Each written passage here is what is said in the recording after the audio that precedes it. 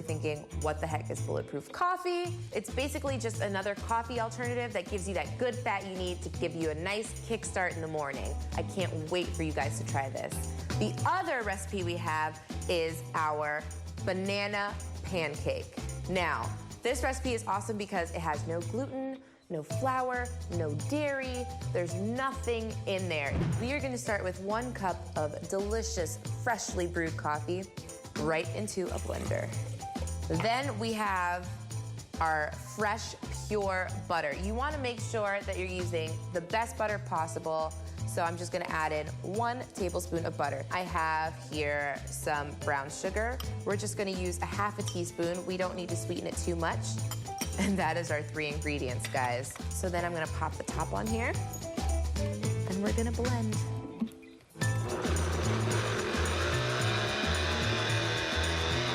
Now all you're left with is perfectly creamy, silky, smooth, delicious coffee. Give it a taste. So good. Nobody would know that there's no milk in here. It's crazy. All right, let's move on to the pancakes. So all we're gonna do, again, with our blender, is pop in a banana and a half, and then 2 eggs. Last ingredient, because this is a 3-ingredient recipe, is a dash of cinnamon.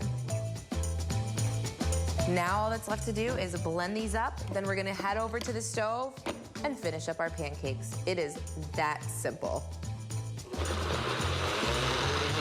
So I just have my pan here preheated to a medium heat. So we're just gonna go ahead and pour this batter in. 1. So this is enough for about 6 pancakes or 2 servings. And you'll see that they hold their shape just like a regular pancake would. So I'm gonna go ahead and give this a flip now. Perfect. Perfect. We'll let those finish cooking, and then we're gonna plate. So this took about, what, 5 minutes? And it's nice because these are ingredients that you usually have on hand anyway in your pantry. Now, if you want, these pancakes are sweet on their own because of the bananas, but you can add a touch of extra sweetness with a little bit of berries and a drizzle of honey. Now all that's left to do is to taste it. It's so good. Nobody would ever know that it's just bananas and eggs in this dish. It's crazy. I was gonna keep eating, and then I realized that you guys were still here. So I guess I will see you guys next time. Here's to healthy eating in 2016, when you want to. I'll see you next time. Bye. Thank you, Aisha. You put butter in the coffee and the pancake? Butter and a little brown sugar in there. All right, let's check out the Hondo lineup. As Aisha's hubby, Steph, will be starting at point guard. Klay Thompson alongside Harrison Barnes, Draymond Green, and Andrew Bogut for the 51-5 Golden State Warriors. And when Steph Curry makes his first 3-pointer tonight, he's going to establish NBA history. It'll be the 128th consecutive game. And his head coach does have the all-time shooting percentage record beyond the 3-point line. So Steve Kerr's going to be proud of Steph tonight. Well, for Steph, it's just like making a basket in 127 games. It doesn't matter. I mean, a 3 is like a layup to him. So it's not surprising at all. Coach, are you cognizant of the fact that I think you got some grief last year when you sat the starters for one of the games? Are you cognizant of the fact now that people come to see you guys at your show and Yeah. I mean, we have fans in every arena. It's flattering.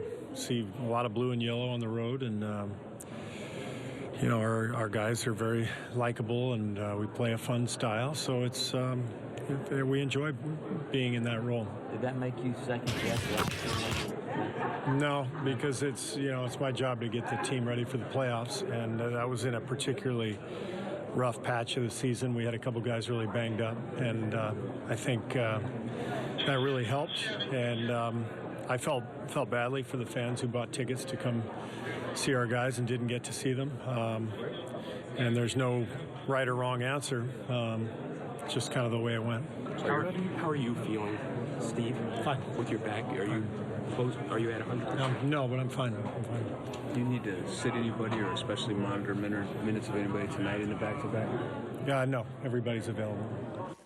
All right, as Steve was saying, guys, I mean, for Steph, making a three is like making a layup if he's open. 127 seemed like a great number when Korver did it, but the Sacramento game, the first Saturday went to Sac, he didn't make a three till like mid-fourth quarter. I think he wound up with 2.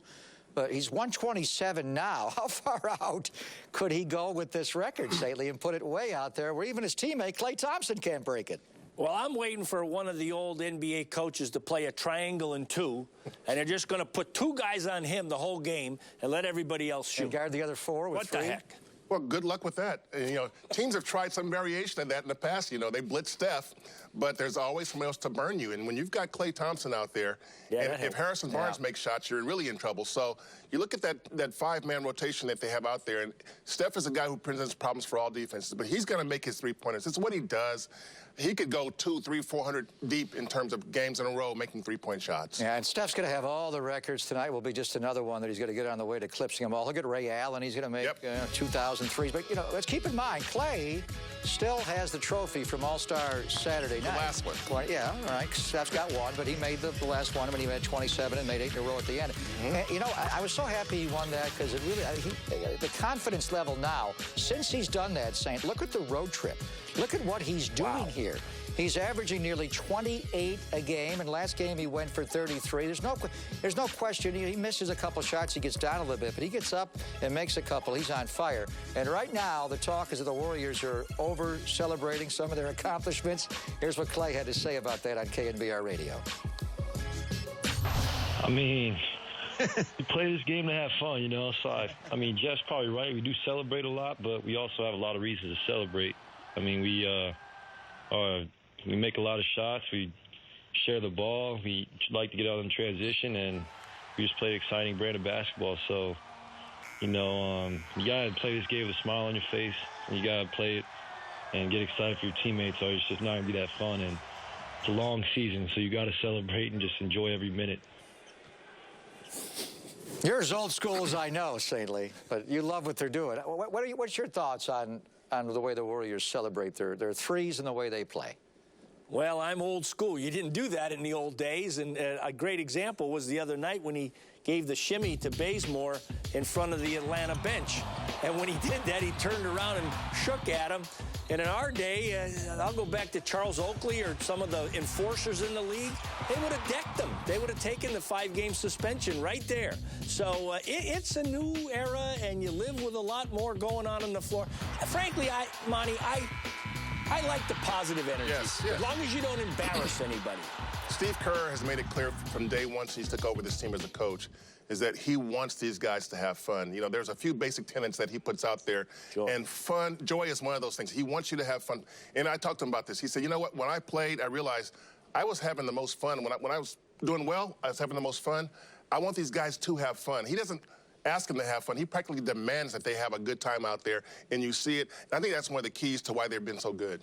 Do you ever see the league stepping in and doing something? I mean, if this was the NFL, you'd be flagged for taunting. I mean, baseball, they let him do it when a guy pimps a home run and throws the chest out. Jose Bautista, home run in the playoffs. Do you think the GMs, the competition committee, will address this where if you do taunt the other team's bench, you could get a technical foul? Yeah, you very well could see that, and you might get a phone call. It used to be Rod Thorne. You get Kiki Vanderway calling you, basketball ops. He's going to call Bob Myers, and you relay the message to Steve and say, hey, we need to tone it down just a little bit here now. It's getting a little excessive. So it'll be something to watch in the future. In the meantime, Monty, they better find a way to stop them. Otherwise, they're going to keep dancing. You'll see lots of dancing and celebrating. And shimmying. And last night, they could not stop Klay Thompson. One stretch, he made 15 consecutive Warrior points. Going to break out the St. Illustrator presented by Metro PS. At one stage, he made 4 consecutive baskets to give the Warriors back the lead, Saintly. Well, his performance, watch this baseline screen action, and he comes off of there, bang, he catches it, a little quick up fake, and knocks it down from the corner. But utilization of the screen, this baseline out of bounds play. Watch where he comes from now. He goes high to low, and he comes off the great screen by Bogues, and Steph hits him. That's a beautifully designed play. Now, we've got some draw and kick action to the perimeter. and watch how he extends.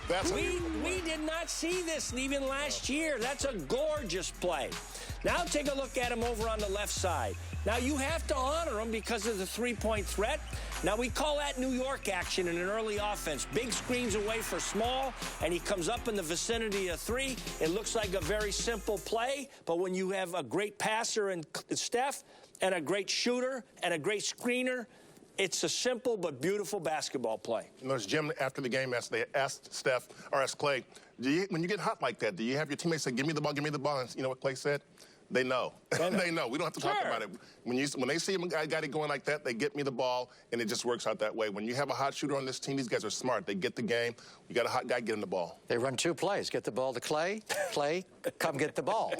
Clay did not get to go play golf at Augusta National the other day, though. Well, what's his plan? He was a little bit down about that, but they are in the land of Orlando, Disney, and also Universal Studios, and Clay has an outing planned for himself tomorrow. Check this out. Yeah, I'm excited to get to Orlando. You know, they got the new Harry Potter land, and that'd be kind of cool. You know, I don't know if I'm ever gonna my free time go there, so to be able to go there on the Orlando trip, be a pretty good time. And you know, I would have. You know, I'm kind of jealous I got to go to Augusta, but you know, it's always fun coming to Miami because I get to see a ton of my Bahamian family. Yeah, he doesn't need to work on the swish and the flick. He's got the flick and the swish. He flicks the wrist, and it's a swish. And he read all the books as a kid. That's what you love about Clay. He's just a grown-up kid. Yes, he is. You watch, he's the guy who plays with his dog. You know, he has a good time. Rocco. Understand, Clay has a good time on the court. He has a good time off the court. But he is a basketball junkie. He's a gym rat, and you can see it when he goes out there. You ask about guys getting rest here and there, and you ask Steve about Clay getting rest, and almost always the answer is the same.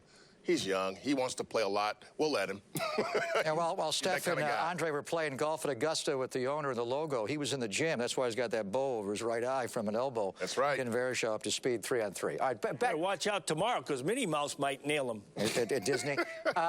Any concerns tonight? We're kind of downplaying this, but Orlando does have a lockdown young defensive backcourt. Well, the Warriors have the legs tonight. The Magic did not play last night, and the Warriors had to work hard to beat Miami last night, Zane. Pop, you're right on in that you're going to have to utilize the bench, substitute early, find the mismatches, i.e. go to Barnes against Fournier early. There's some ways that they can get this done. It won't be easy, but I think they can do it.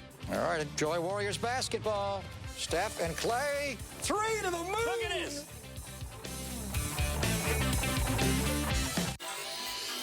.com.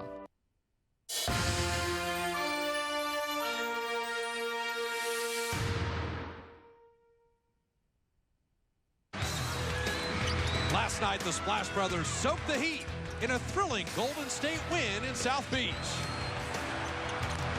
Tonight, they take on a young and athletic Orlando squad that features a Bay Area kid with stunning skills. And the MVP looks for more three-point history in his lone visit this season to the Magic Kingdom. The Eastern Swing continues right now.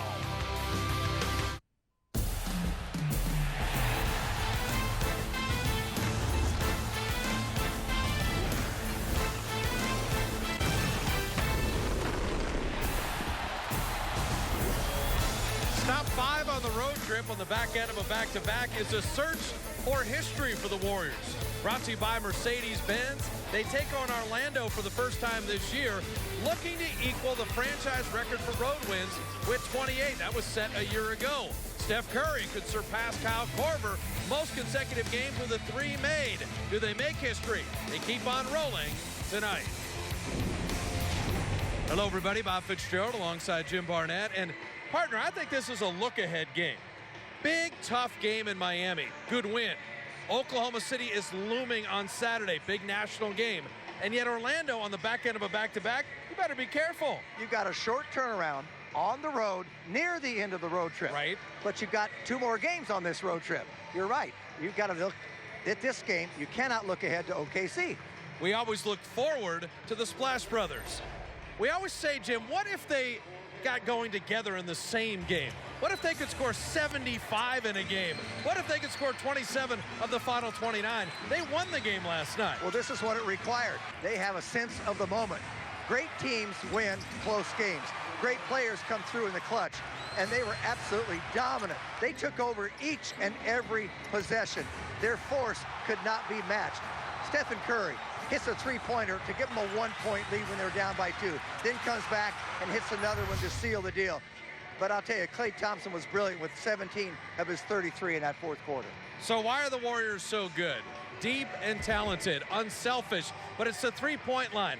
They start every game nearly plus 17 from the arc. It's such an advantage everywhere you go when you play against Orlando tonight, a very average three-point shooting team. You know, these stats speak for themselves. This is who this club is. But a lot of those three-pointers come off of their defense. Their defensive prowess fuels this, allows them to get open. So you look at Orlando, young and talented, and a local kid is leading the way. Aaron Gordon from Archbishop Mitty, a WCAL product, a couple state titles, and aerial skills that have to be seen to be believed. The Magic and Warriors, the look-ahead game. History in the making or not, we'll find out with Greg and the guys back in the studio right after this.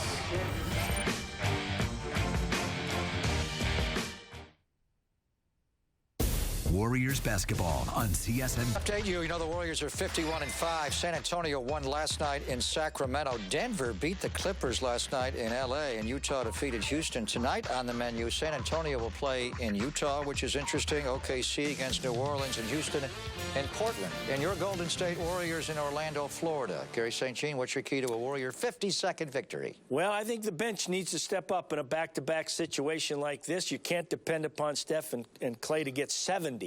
So I think the rest of the guys have really got to produce tonight, Monty. The Warriors love to shoot threes. Orlando hates to defend threes. Teams are shooting 43.6 on three-pointers against Orlando. The Warriors get to the line, see the three, beat the three, work it out. Yeah, Stephen Klay at 75. Last night, it's a back-to-back. You can't expect him to get 70, maybe 69. 60? 69 at 36 and a 33. That'll work. The Amway Center is the place. Warriors basketball is next. We'll see you at halftime. Is the way it is.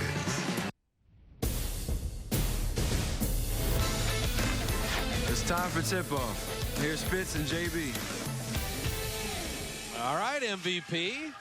An opportunity to go into the NBA record books with a 3 tonight for Stephen Curry inside the Amway Center and taking on Orlando for the first time this year. Orlando making a couple moves at the deadline. And we'll talk about during the game with Brandon Jennings and Ersan Ilyasova coming to the Magic.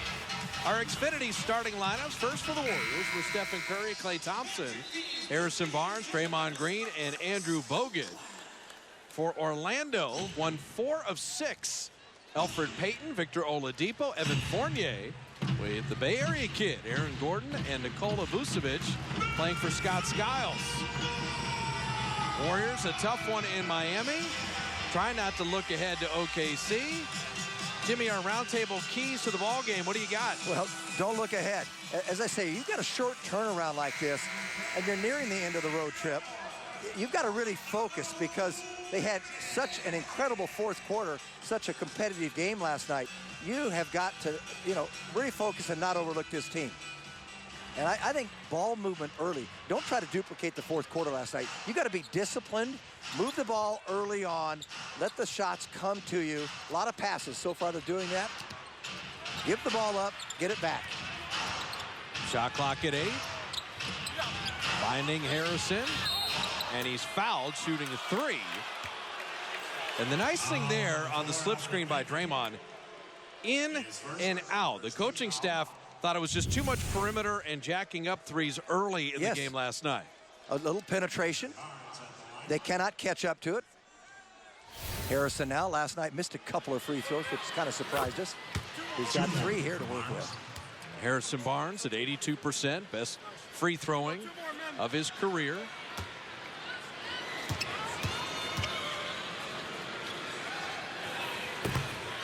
Made the first, missed the second.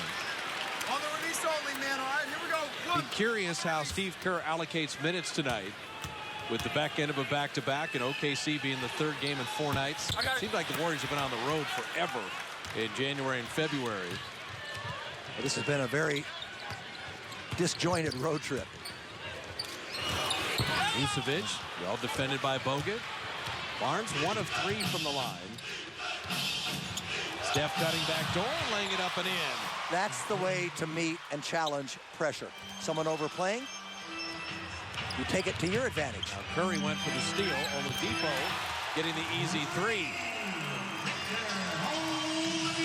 Then Fournier read that long pass. That's what I'm talking about. You know, don't play the high-risk game early on. And if I'm Klay Thompson, Stephen Curry, the incredible games they had last night combining for 75, I'm not going to be very early. That's another backdoor play. Beautiful pass from Andrew Bogut on the bounce. But I'm not going to be, you know, all of a sudden in a hurry to try to get my points early in this game and let it come to you. Let it naturally occur. And it will. Now, Aaron Gordon was injured last year, and we did not see him down here.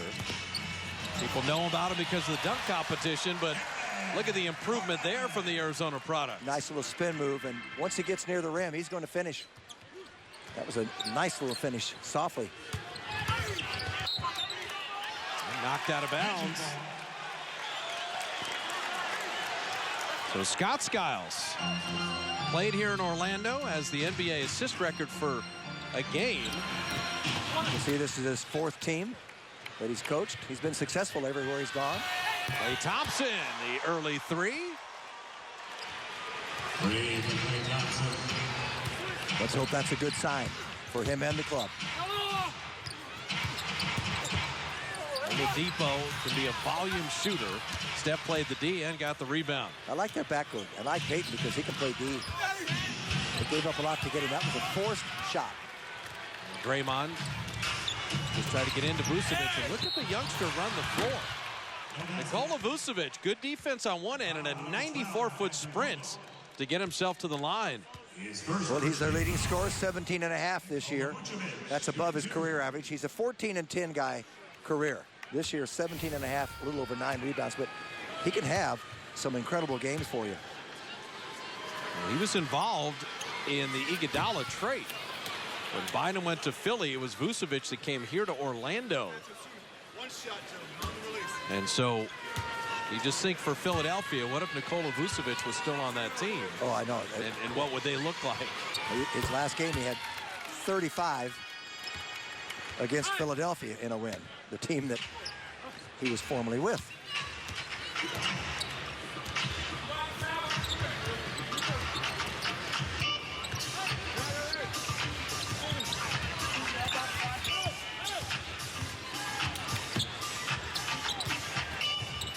Oladipo's just hugging on Curry. That is an induced backdoor. I don't know how Bogut even got that pass in there. Klay couldn't quite finish. If Klay doesn't keep running, that's thrown out of bounds. But they're learning how to play together with the big man. Bogut challenging, but Vucevic right to the glass. That happened a lot earlier in the game last night in Miami. Penetration. You have to shade over. You leave an opening for a putback. Draymond, the rip-through foul here on Aaron Gordon. You know, sometimes it's not who you play, it's when you play them. And for the Magic, they've won 4 of their last 6. Their only losses are to the Spurs and to Indiana. And so the Warriors are catching a young team that's playing some decent basketball. Klay Thompson, how did that come out? Bogut crashing the offensive glass. And Oladipo had seen Steph beat him a couple times and finally stayed with him. That pass was thrown a little behind Stephen Curry. Aaron Gordon's been working on his threes and dropped that one in. He's only 30%, but I was here pregame and his stroke looks good. Curry is fouled. This is a hold. Every time Oladipo is not your best defender back there when you've got Payton. But he is really working hard tonight, and he's overplaying Stephen Curry. The development of Aaron Gordon. Only 20 years of age. 1 year at Arizona. And that ball almost forgotten by a couple different players. Steph will just turn around and shoot a three.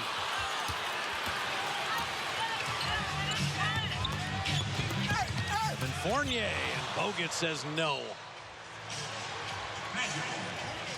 Well, this is a young team. As we look at Fournier, he's having an outstanding season. Remember him in Denver? Came over here and gives you over 14 a night. Excellent three-point shooter for them. But this young team, you get young guys like this, and they were 6 games above 500 since December 30th, 6-17. But as you mentioned, they've won 4 of the last 6, so they don't know any better. They're going to come and give it everything they have. There's the skill level of Vucevic. I like him a lot. Yeah, he can be a problem. They're playing very physically against the Warriors. Very physical defense. Gordon gave ground, and Draymond couldn't get the shot.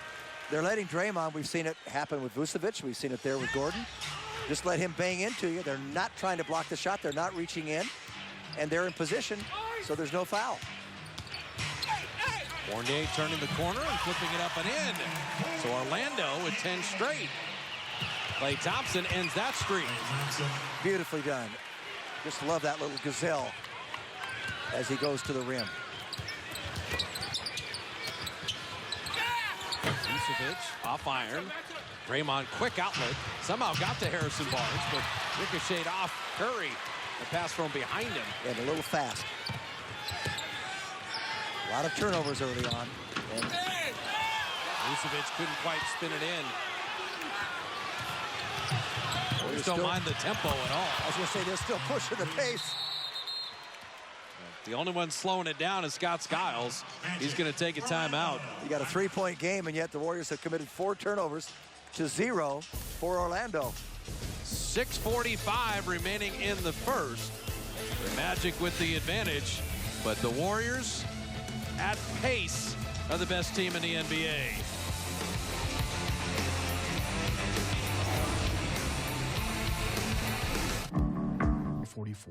I'm Draymond Green, and you're watching CSN, the authentic home of the champ. The Magic with the 3-point lead, 6:45 remaining in the first. And our Shamrock Office Solutions plays of the week, Stephen Curry. 2 fourth-quarter threes, the big one. Giving the Warriors the lead they would never relinquish. Our Shamrock Office Solutions plays of the week. And the most go-ahead baskets this season, it's a pretty good list to be on. I'm just shocked that he's not number 1. Well, the Warriors don't get behind that often. Okay, all right. Well, that's a reason. Very good. Thank you for explaining that. That's Yeah. right. You went to Notre Dame. Plus, when you miss 16 fourth quarters. That's true. Deductive reasoning. See, I've got an excuse. I went to Oregon. Hey, my daughter's at Oregon. Come on now. That's what I mean. Spent a lot of tuition money at that school. Should be able to get an education. Vucevic went straight up, and Bogut went after that rebound nicely. And that is not a foul on Vucevic, by the way. It's the principle of verticality. He knows how to hold position. No, Scott Skiles has taught the bigs. You noticed it right away, Jim. Yep. They don't come down. They don't hit your arm. They just jump straight up. I think Skiles is a good fit here. For Orlando Magic. Oladipo with a nice drive. I also think with Skiles being at a couple different stops, a little more patient now, more of a teacher right now. Curry, and there's the record. NBA history. A 3 made in 128 straight games. No man has done that from distance. Well, I like it a lot. Elfrid Payton for 3. What got in here to the Magic? He's a 35% three-point shooter. Well, they made 3 now. 3 of 5.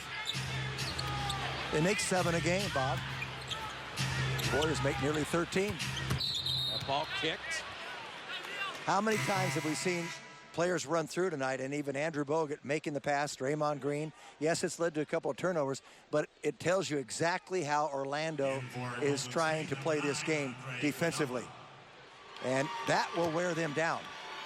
This has been a high-level game. Magic are playing exceedingly well, offensively, defensively. The Warriors have been up to the challenge. Shot clock at 3. Play hides behind Bogut. Oladipo will push.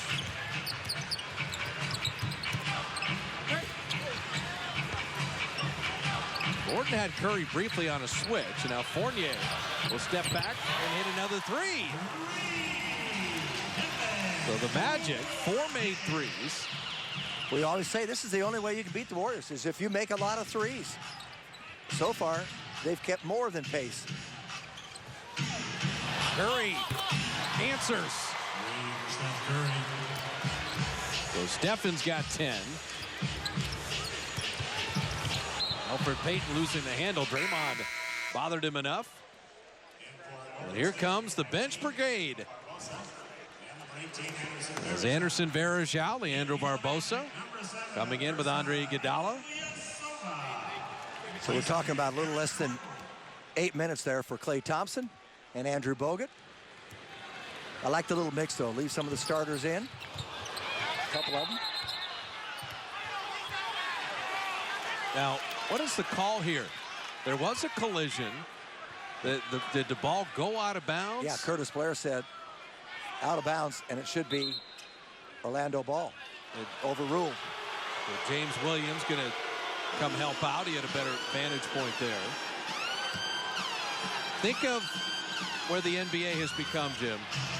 We've got Brazil, France, Turkey, and the United States all represented on the court right now. And also Montenegro. I want to leave out Vucevic. Barbosa from Varejao. How about Varejao? He has understanding, a little game plan there. Had vision. Last night, he was just kind of getting used to things. He wouldn't have made that pass. He's a quick learner. Of course, he's been around 12 years. Oladipo and the long rebound to Iguodala. Barbosa streaking to the rim to lay it up and in. What a play by Iguodala, though. The easy one was thrown to Curry. He all of a sudden, in the air, changed his mind, and he saw a streaking Barbosa.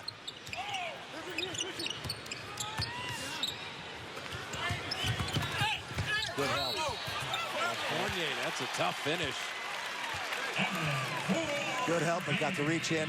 Three-point play possibility. Play before. Watch Iguodala in the air. All of a sudden goes cross court because there's the angle. Barbosa knows how to protect the ball and finish at the rim. Hit a Jim Barnett special. He went with the right hand on the left-hand side. You don't always have to go with the left. You can pick your spots there. Fournier's off to a great start. So Fournier with 8. Fournier, France. Barbosa, Varejao, Brazil. Ilyasova, Turkey. Vucevic, Montenegro. Everybody else, the United States. I like the patience of Varejao. It's a rarity. Draymond with a mishandle. You do not see that very often. Well, sometimes you get a little disoriented on a short night like this. We're all going to bed late. You get in late, you go to bed late, you have to get up, you've got your meeting, and sometimes you get a little dizzy even. And you're not quite under control. Mario Hezonja out of Croatia checking in as Fournier sits down. Draymond's got 3 turnovers now. That's unusual. Varejao, good defense. Knocked it away on the steal. Barbosa runs to the line. Rimmed it out, and Elfrid Payton headed the other way. What a play, Draymond Green. Ooh, dangerous right in front of their basket. Nice play. Broke up the fast break, but now a fresh 24 for Orlando.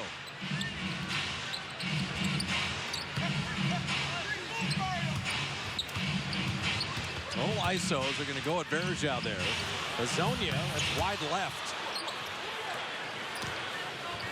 An idea how the Warriors defend the three-point line. Steph closed out, but made that a difficult shot. Curry missing the 3 in his own right, and Oladipo pushing.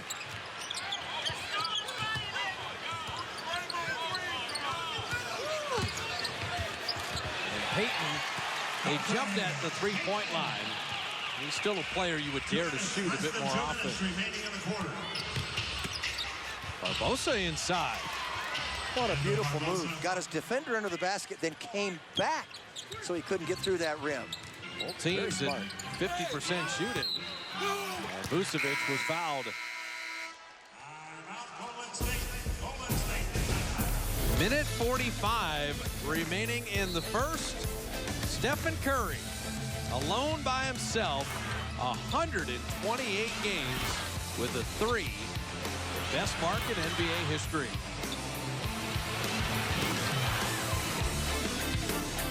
An NBC Sports Live Extra.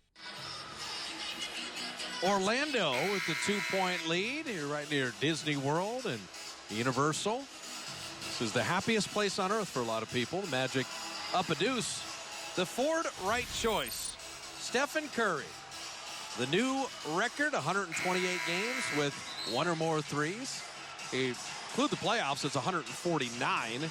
And on the road, that also is a current record at 105. And Dennis Scott, 3D, and Rashard Lewis were both Magic members when they were putting up those numbers from distance. Those great teams there. When you talk about this franchise, they've gone to the NBA Finals twice, albeit the last time, 2009, when they had Dwight Howard, but they went there way back in 1995, losing to Houston. They were swept. And you know what? A player on Houston is one of their assistant coaches, a old familiar face, Mario Elie. Yeah, he's down there. He's on that Houston team. Vucevic went to USC, 16th pick in 2011. Switzerland and Serbia, Montenegro. Well, he was the oldest of the starters at 25. He had a 20-year-old in Gordon, 22-year-old, 23-year-old, two 23-year-olds. Young team. They're the Eastern Minnesota. Yep, I agree with that. Passed up a couple threes. Finding Curry on the baseline. What a possession there for the Warriors. I've got an open look. Let's go to a great shooter and a great shot. And Barbosa, who'd already scored 6 points, didn't force it. Here's Steve Kerr. Not good shots. We want great shots. The extra pass will yield that. Vucevic missing there. LB with the rebound. That's impossible to get through. Warriors fortunate there. Very. Brandon Jennings couldn't quite save it. So you go into the jungle there and you kick it out and you keep moving. Stephen Curry has really changed his game from a few years ago. He doesn't stand around and wait for the ball to come to him. He goes to the spot and forces the ball to come to him because he's open. Vucevic will sit with 7 points. Jason Smith coming in. Brandon Jennings, who had that 55 in a Milwaukee uniform for Scott Skiles, as Barbosa misses the three. He's playing better only in 3 games here since he's come over. Shooting better from three-point range. We know how dangerous he can be. And maybe he'll get a little settled down. I think he's had a dose of reality over the last couple of years. Bergeron did a great thing. Back off Oladipo. He's a 41% shooter who likes to drive. And Andy with the reverse layup. What a breath of fresh air he brings. I'll tell you, he's very friendly to everybody. He just embraces things. Oh, he's fit in seamlessly in just a couple days. He's got an older brother, 11 years older, who played on the Brazilian national team. He's now his agent. So I like that little connection. Silva. Bergeron just tipped it to an open spot. And he also knocked the Jason Smith out of the way in the meantime. Final 5 seconds of the first quarter. Curry flipping it up and in, and he draws the foul. And so Stephen Curry, Tim, you made a lot of these acrobatic shots. How tough is this? Well, you can't do it unless you know how to put spin on it. And this is what Curry does. He just delivers with a masterful touch. Comes underneath, feels the bump, but he always is protecting the ball. And it doesn't matter what angle, because he can just use spin on the ball to get it to come back, whether it needs to be come back 2 feet, 1 foot, 6 inches. He just has a masterful touch on that kind of play. So Stephen with 15 in that first quarter, and that will do it. He gets a 3-point play, and the Warriors lead by 3. Offensive first quarter. So Orlando comes out of the gate. Good defense, good offense, but the Warriors finish with the final 7 of the first quarter. They have the lead after a very entertaining first 12 minutes.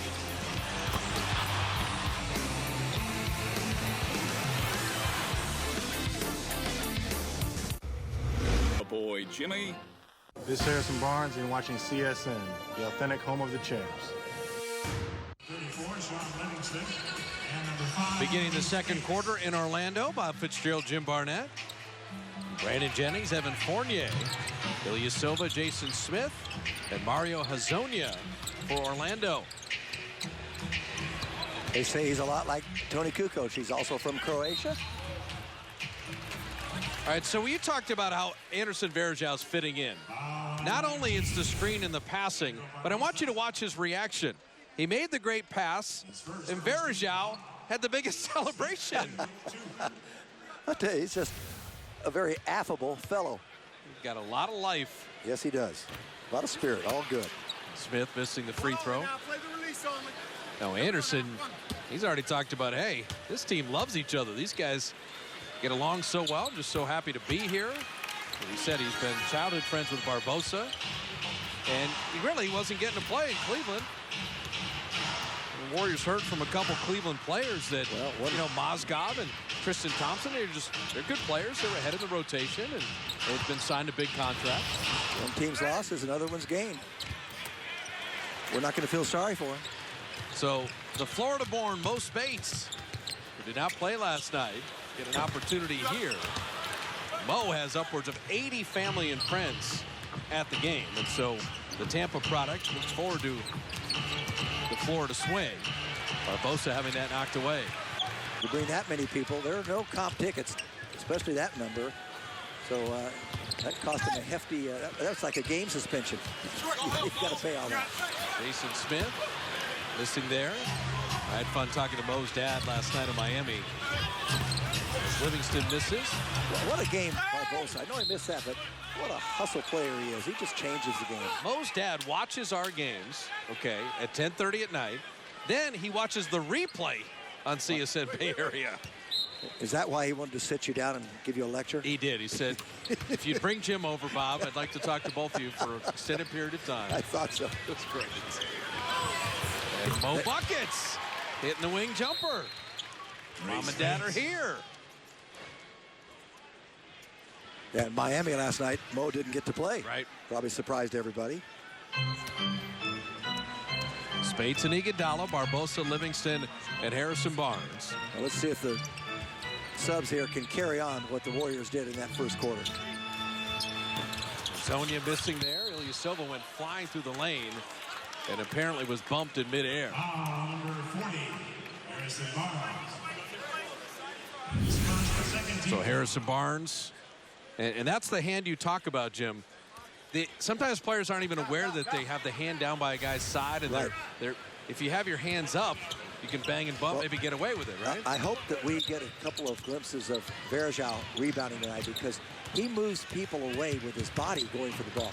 He gets away with some things, but the Warriors had a great rebounder, defender in Clyde Lee. And he was perfect at doing that. He would just move his man away from the hoop or under the hoop to get an offensive rebound, and he'd do it with his body, with his arms in the air. And Varejão does quite similar things. Very, very clever. Mo with the offensive foul was posting up Fournier and got a little physical. No team foul. It's an art of rebounding and rebounding skill and pushing the limit.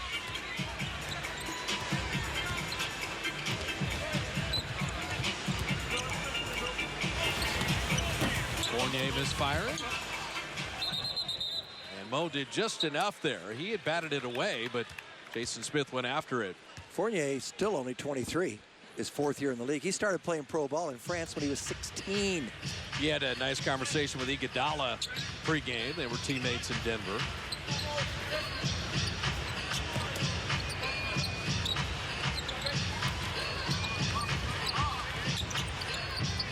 Shot clock at 7. Livingston, that turnaround, couldn't get the angle off glass. Fournier used to not be able to defend anyone. He did a nice job there. He's improved. That's why he's getting more playing time. See the quickness of Jennings, but Harrison Barnes rode him nicely. And Jennings committing the foul. Brandon Jennings just had fallen out of the rotation a little bit in Detroit. You remember him in Milwaukee, where he played some of his better basketball. He has the most unique route to the NBA. He didn't go to college. He played professionally, internationally, and got paid for a year, then went into the draft and was selected. Well, he was the Naismith Prep Player of the Year back in 08, Parade Magazine Player of the Year. Played at Oak Hill Academy. That's where he started his professional career. And Mo Spates. Jim, what's the biggest group of family and friends you played for? Was that the game in Eugene?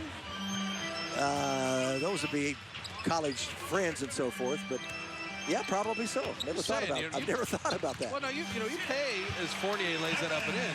You buy 80, 100 tickets, you're going to want to play well.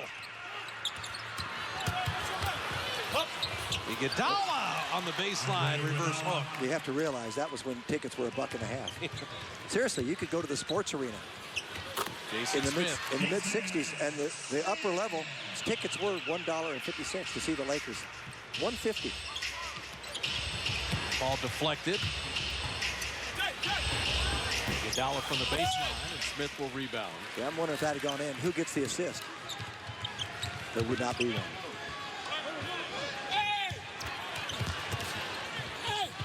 Fournier, pretty smart pump fake. He'll get himself to the line. Showed a lot of patience. Orlando staying right with the Warriors. But the Florida kid, national title in Florida, championship with the Warriors, Mo Spates. This is a cat. Warrior lead at 4 with 8:10 remaining in the first half. Our McDonald's True Story. We salute Ken Carter from Richmond High School. You may have seen the movie. Coach Carter holding his players to high academic standards as he locked out his undefeated team for violating his academic contract. Richmond had a graduation rate for high school at less than 50% until Ken Carter made players promise to have a 2.3 or better GPA, to attend class, and famously locked out his team to go to the library and do their studying. He stood up for the values, and that took a lot of guts. He was under a lot of pressure. Ken did a superb job there. I love the movie. How about the Warriors bench? They've been terrific. 14 points already off the bench. We're going to need that on back-to-back nights. Evan Fournier dropping in the free throw. Well, what's the mindset for a bench player on a back-to-back? You know you're going to get some run, right? Sure. Oh, absolutely. And you haven't been playing as many minutes, so you go in there and say, hey, I might get more minutes than a starter tonight, particularly if I play well. Barbosa's sitting now. He's been tremendous. So Fournier with 12, pacing Orlando. Curry 15 in the first. Steph has 57 points the last 5 quarters, by the way.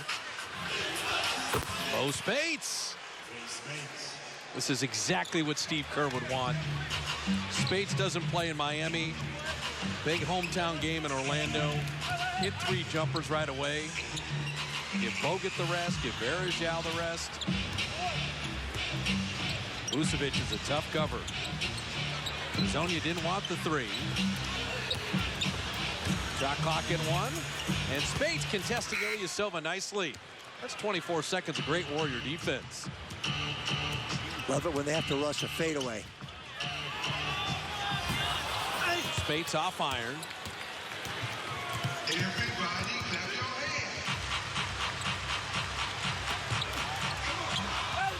Zonia had the right idea.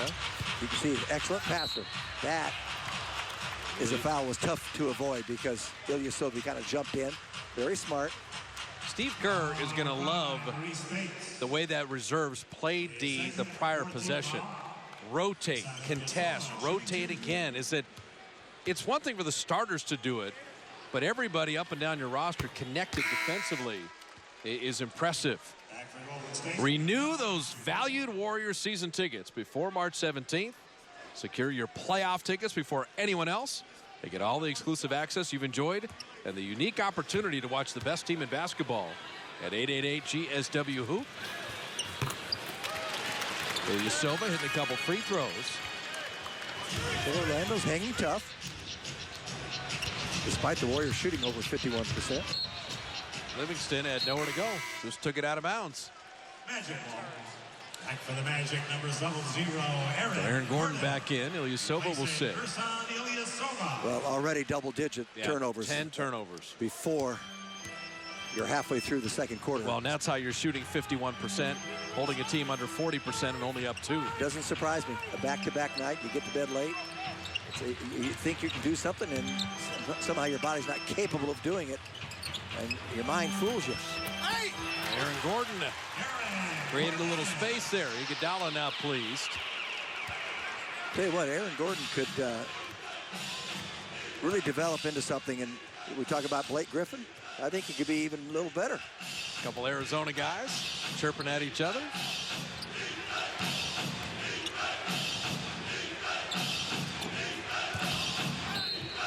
Livingston is fouled. How smart. He was going to pass the ball. He heard the whistle, so he took the shot.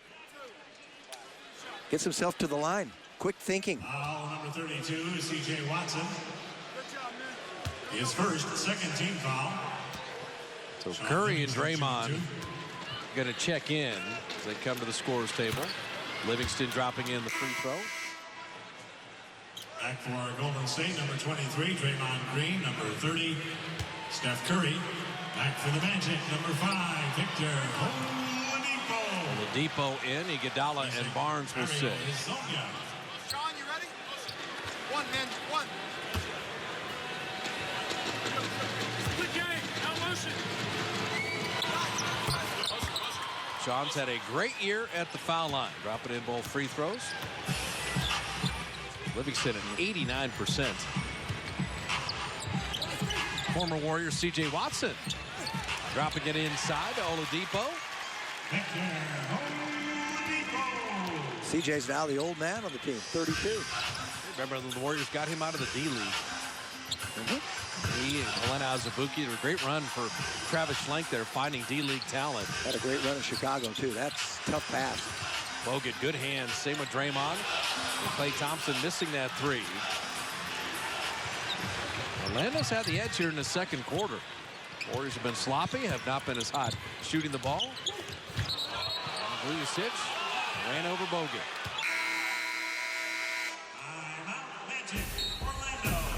5.5 remaining in the first half. And the Magic hanging right with the Dubs.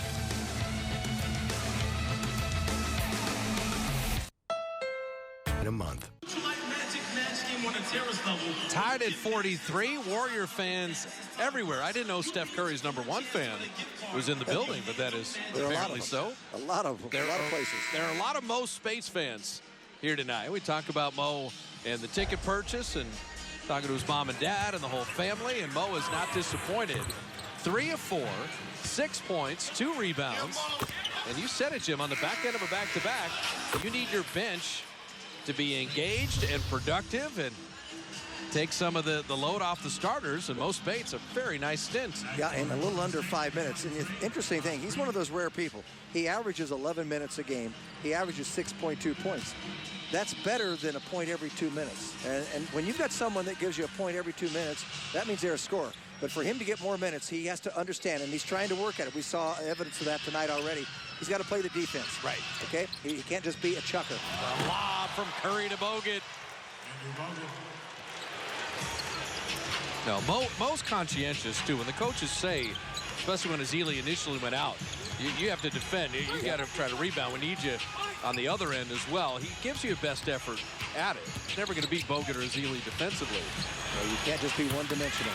Vucevic. I like him, Jim. I think Vucevic. He's stronger than he was a couple years ago, too. Pretty good mid-range. He's been lifting weights. Warriors have tried to force it.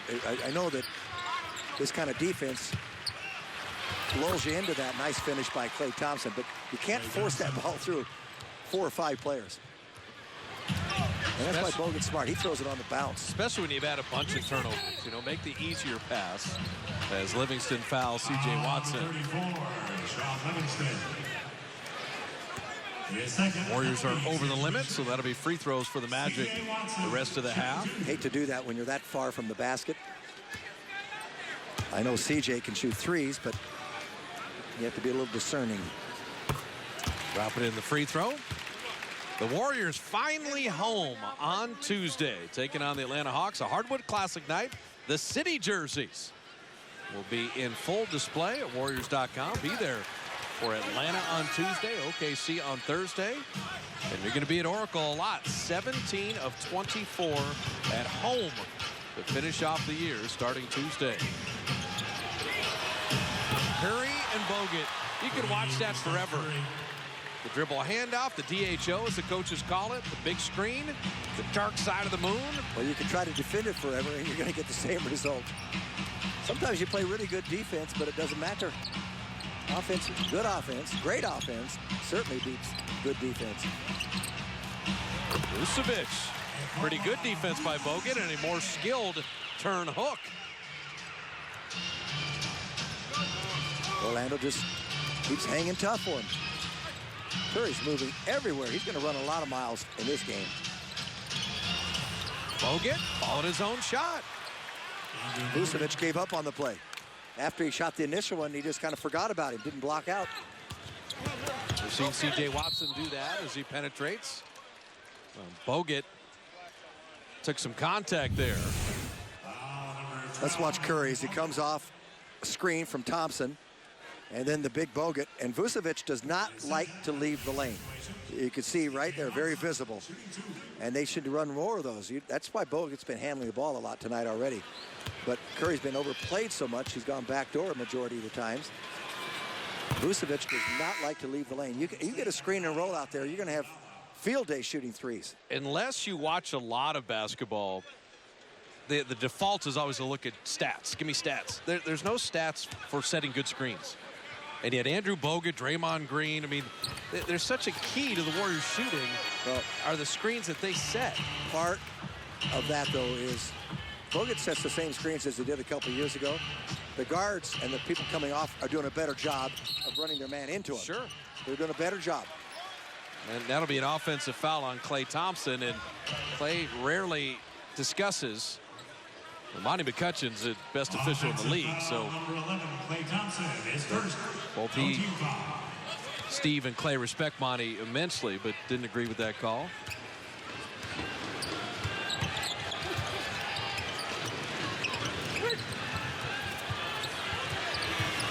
Fournier hitting the three.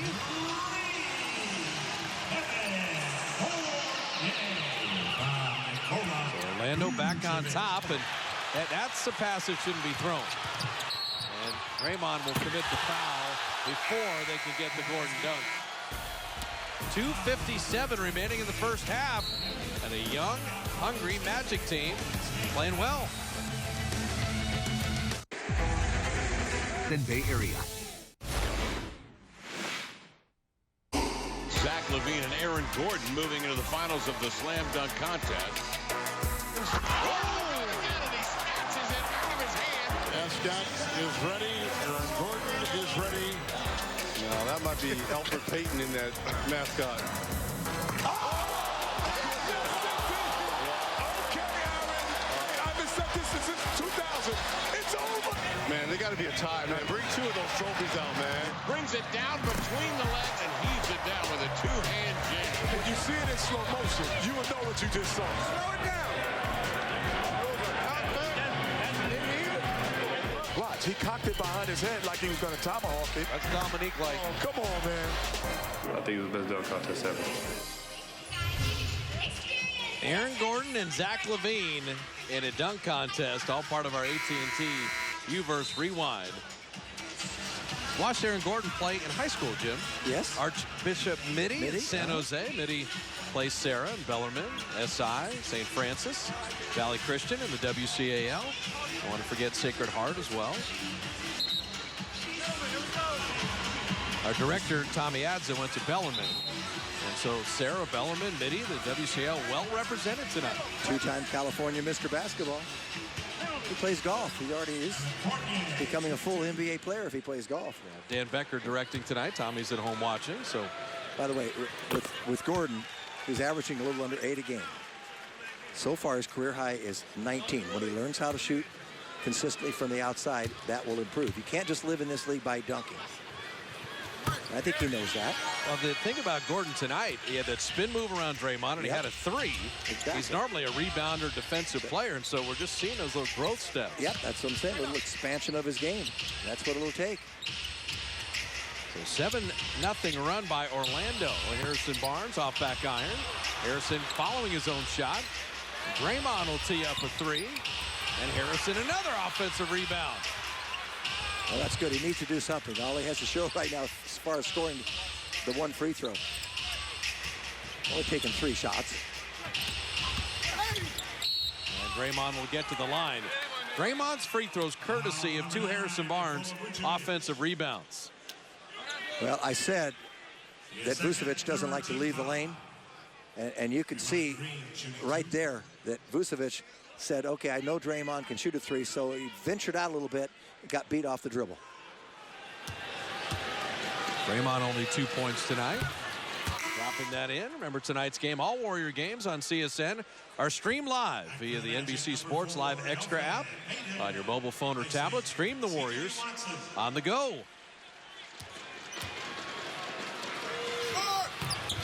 Free throw split.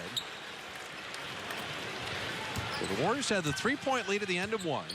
Orlando up 3 right now. The Warriors are shooting 51%, but it is the 12 turnovers and the Magic 17 free throws in the first half. And the Depot bringing that in. Well, that is the shooter's roll of all shooter's rolls. Vucevic had his back. Curry, we better just let it go. You call it. And Curry hitting the jumper. They tried to double Vucevic from the corner, from the other corner, and that's what cost him. Barnes came over, and Vucevic was high. He wasn't low, and he committed too soon, and that's why they got that last shot. Couldn't recover. Last night in Miami, the Warriors played the final 2 minutes beautifully. So Vucevic is high. He's not low, so they're not going to double here. Then the double comes when he goes low. And Draymond against the bigger player, but a flying Aaron Gordon. Again, Harrison Barnes came to help out. Both those cost him. Oh, Steph weaving through defenders to flip it up and in. People ask, how do you go that fast, make those kind of moves, and still put it up softly? It's special. He's a special player. 22 for Curry. And that's a travel. Just remember, Jim, Steph Curry is just a shooter. When he gets going at a big man, that big man's not going to stand a chance. He just turned him around 360. Never mind all the phenomenal ball handling and all the other work Curry has put in. 3 on the way. Gordon soaring for that rebound. That was about a half-inch short from going in for Steph. Oladipo, just erratic jump shooter. Payton with a nice crossover. Oladipo is going to try to send that home. Got a nice 2-for-1 here. Finding Clay, pass low. And it just disrupted the shot a bit. They'll get the last shot of the quarter. That's what it was. That was the free one. About a 9-second game shot clock difference winding down the half.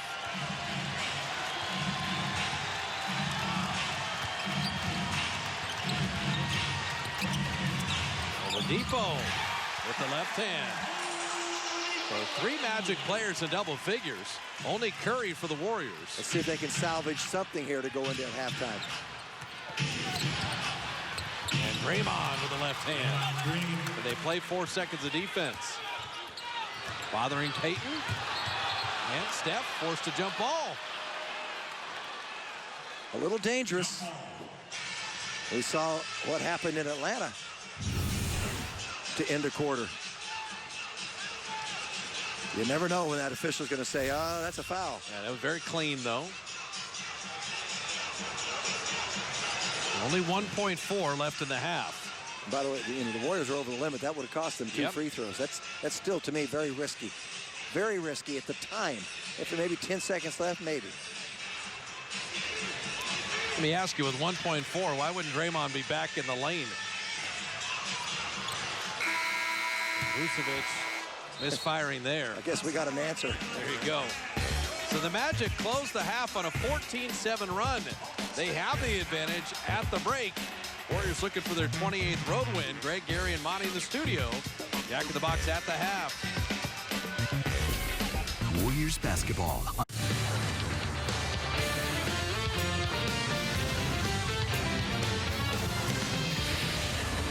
The Orlando Magic averaged just a little over 100 points per game, but they lit the Warriors up in the first half for 63, led by Evan Fournier's 17 points.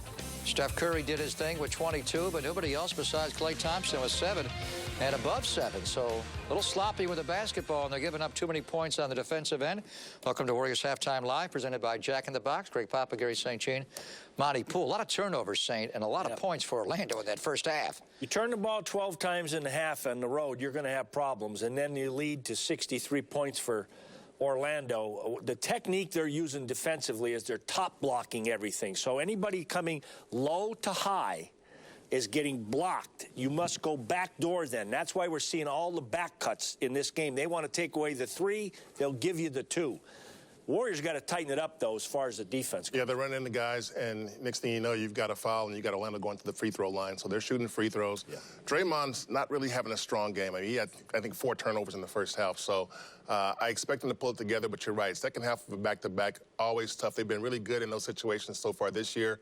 Tonight, so far, a little tough going. And you say they're taking away the 3 ball, but the Warriors are cutting backdoor beautifully. Andrew Bogut and Anderson Varejão's passing from the high post was beautiful to watch, but they need more of it.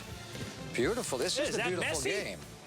And I think Messi has a big match going on. That's Neymar. You want to name anybody else? Can you name a third player you Sanchez. Know? How about Chris Wondolowski? Whoa. And the answer is no to all of them, Saintly. But it is a beautiful game we're watching. Warriors Halftime. Well, you saw NBA history on this, the February the 25th of 2016, with 5:45 to play in the opening quarter. Steph Curry makes his first 3 of the night, and the record is now 128 consecutive games. But he didn't stop there, St. Lee Monty.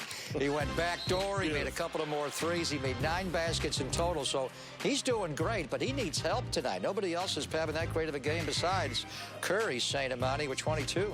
Well, he does need some help. Monty touched on Draymond. Need Klay to step up. Those are the 2 key guys. And Harrison's got a mismatch down there with Fournier. Yes. Got to take advantage of it. Yeah, that guy's juggling. Right there, he's not just soccer juggling now. Look at this guy, St. Lee. He is He needs music. He needs music. He is a magician, you might say. We'll see after the game on Hondo Warriors Post Game Live. What would we be? Magic leading by 4 with our Jack in the Box at the half. So the Warriors are shooting 52%. They're holding Orlando to 42%. Why are they losing? It's the lines. Orlando, 2 more threes, +6, and 10 more free throws, +10. The 3-point line and the free throw line. We're on the same page because, you know, a team can beat you, we said, 2 reasons. Number 1, if you make your threes and you have a good night shooting threes. They've got 2 made more than the Warriors. Also, if you don't turn the ball over. Well, the Warriors have turned the ball over twice as much. They've got 12 turnovers. So right now, the Magic have 50 field goal attempts. Last night, 112 points scored by Miami on 86 field goals. So they are right there in the same thing, and defense has to pick up. You got to be sharper with your possessions. And it's not lack of Warrior effort. They look like they played last night, but the Magic are executing, and they're guarding the 3 and holding the Warriors to, other than Steph Curry, not a prolific 3-point night. So it's Curry, the only Warrior in double digits. And our KFC Nashville Hot Shot Chart, brought to you by Kentucky Fried Chicken. Where would you be without Steph being 9 of 12? Well, I just thought he was obviously the best starter on the floor tonight. The reserves gave them something, but Steph Curry has kept them in this game. But now you're down by 4. You just got to play a little sharper ball in the second half. So the first half numbers, you don't mind the field goal percentage, far too many turnovers, not really striping it from 3. And Orlando attacking the rim relentlessly. Those are well-earned free throws. Right, and those are more free throws per, at the first half here than Miami had last night. So they're playing an excellent basketball game. The Warriors have to meet that kind of pressure. Halfway through in Orlando with the third quarter on the way. Tonight's game is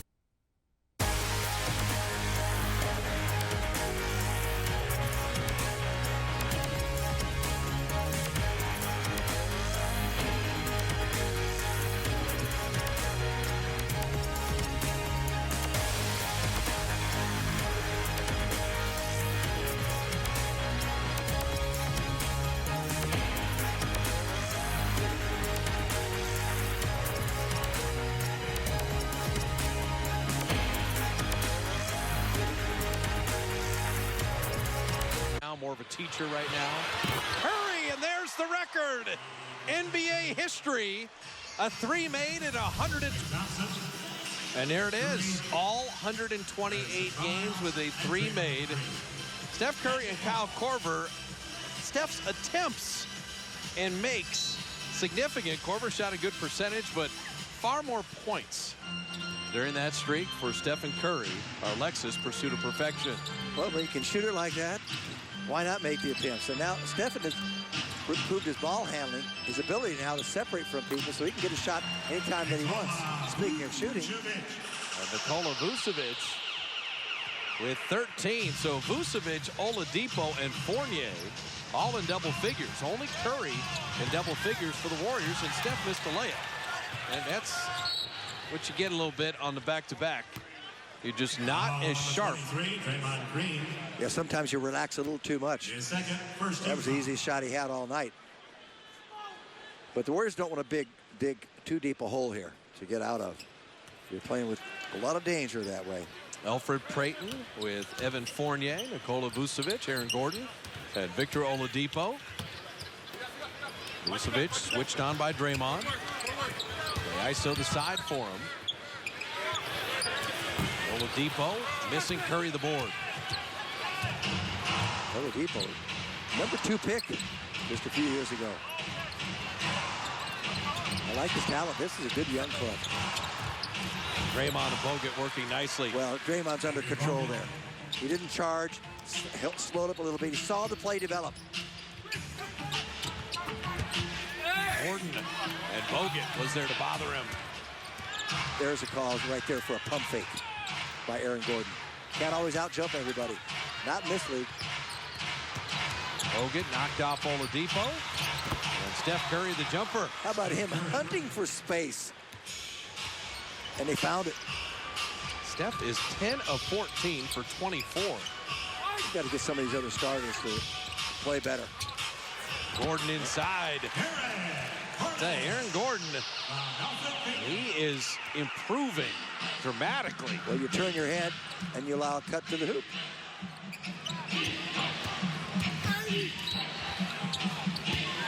Draymond making sure he got the foul there, got that contact. And we'll get to the line. Evan Fournier with the personal. First team foul. Draymond Green. So when you see Draymond Green first half 5 points, Clay 7, Harrison Barnes 1. He made that one free throw on the game's first 3 when he was fouled. Someone has to kick in to help Stephen Curry. And so Orlando, 4 of their 5 starters in double figures, and only Steph for the Warriors. And Draymond, those free throws look good. Having said all that, it's still a 2-point game. That's how good the Warriors are.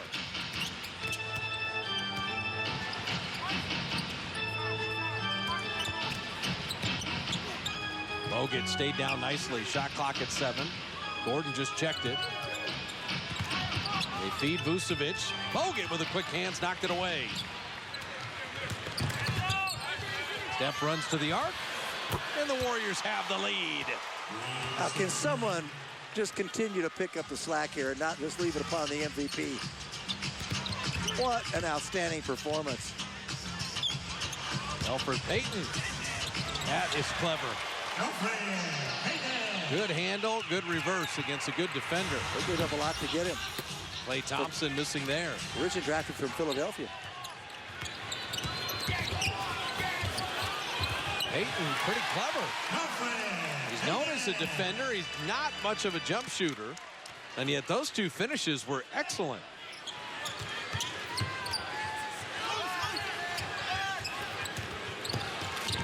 Ball deflected. It'll be Orlando ball. Magic ball. Elfrid Payton, Louisiana Lafayette, does not produce a ton of NBA talent. Vucevic keeps on firing. Well, his father, Elfrid Sr., was a Hall of Fame defensive end in the Canadian Football League. He got a good pedigree there. Tough kid. Draymond lobbed to Bogut. Beautifully done. Making Bogut a scorer tonight. He's got 8. They may need even more than that tonight, the way Orlando's playing. They're keeping pace and more so. Gordon missing that 3. Can the Warriors run off the missed corner 3? Harrison Barnes, feet set, open, down. And that's Steph getting others involved right now. Gets his first hoop for Harrison.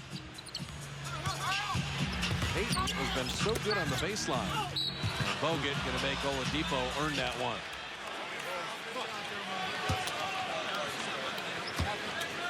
Victor Oladipo, in my mind, Jim, is a volume player. 5 of 13 shooting. Yeah. He'll get numbers, but as good as he is driving, if he was driving and dishing, he'd be even more effective sometimes. The difference is that outside shot is not as reliable as it will need to become for the young player. So even at 73,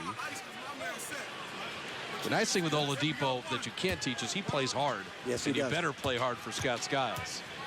He was 84% from the line. So yeah, you can do that. He's got a touch. Around 34% three-point range. He's going to get better.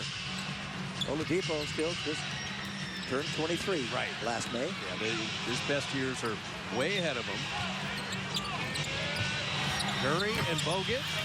That one off front iron. When Curry caught that ball wide open, he thought he had an automatic two. He was so good at it. Look at those two players hustle. Look at Gordon and Draymond get on the deck. Payton a 3. That is a great play.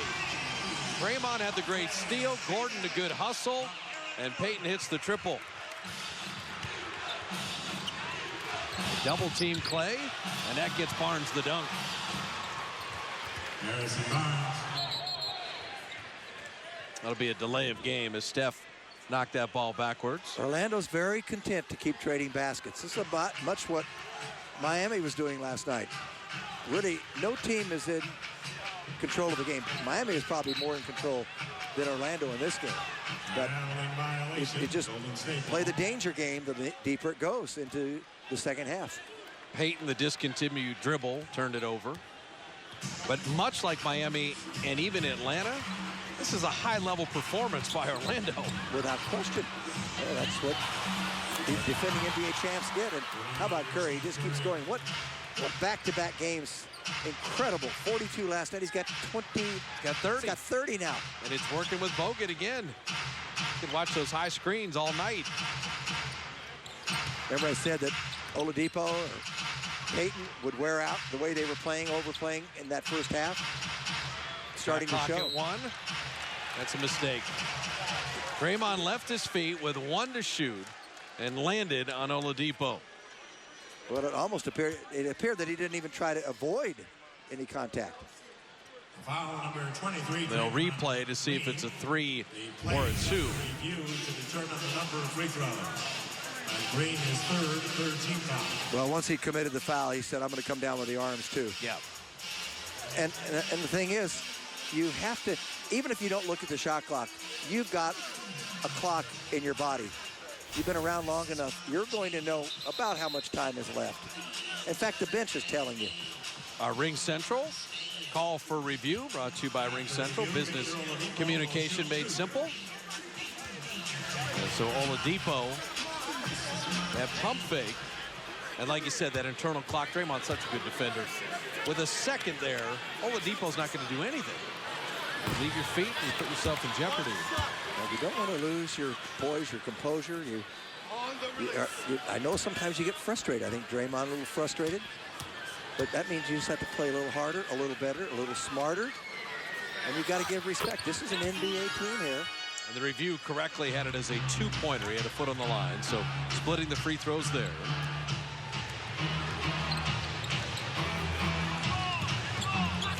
Now, when you're the world champs and you're 51-5, everyone gunning for you. And Orlando's been excellent tonight.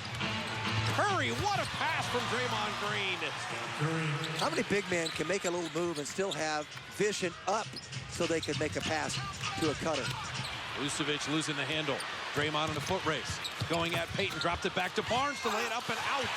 Gordon bothered him on the layup. definitely affected the shot. Had to flinch. Payton thought about that three, nearly lost the handle.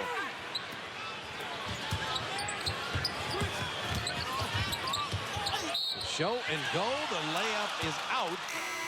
Elfrid Payton has improved from what we saw him a year ago. Definitely with his offense. 5:38 remaining in the third. And the Warriors getting all they want for the Magic. Some magical plays of their own. This year, get a car that... Hi, everybody. Dave Feldman with this Sportsnet Central update. A day after Niners GM Trent Baalke said Colin Kaepernick would be on the roster on April 1st, and hopefully for the long-term future, not so fast. The NFL Network's Rand Getman reporting that Cap's agents have requested permission from the Niners to seek a trade. Earlier today, new coach Chip Kelly told reporters, including our own Matt Maiocco, that, quote, Cap wants to be here. Fitz and JB, some differing stories coming out of the NFL Combine. Let's go back to you. All right, Feldy, it's always great when you have your agent speaking for you. It works out so well in pro sports. Yeah. What's worse, agent or father? Well, at least the father's a family member. The agents, I don't know about that. Yeah, maybe they don't take the father as seriously, but the agent, that can affect things. I always wondered on the public trade request, hey, I'd like to sell you my house. I'm going to set it on fire first, and then I'll try to sell it to you. How's that working out for everybody? So Payton missed both free throws. Let's see if the Warriors can build something here. If it's time to do so, make it a little easier coming down the stretch. We had a whistle as Varejao got knocked over, but it was a moving screen. So Fournier and Varejao both went to the deck, but it'll be an offensive foul. Number 18, Anderson Varejao. So that will go as the Warriors' 14th turnover. Back for Golden State, number 19. He's going to try to he and Bogut get something by you. He and Bogut very similar. Yeah, he and Bogut push the edge of the envelope for the moving screen.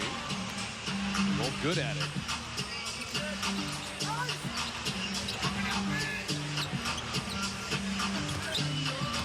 Fournier, nice pump fake. Shot clock at 7.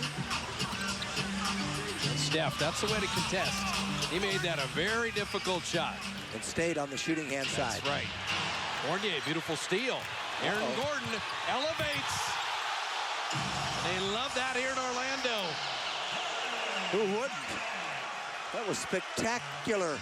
Just inside the free throw line, he picks that ball up. Bay Area kids got a dozen. Draymond, a lob to Varejao, and unable to finish.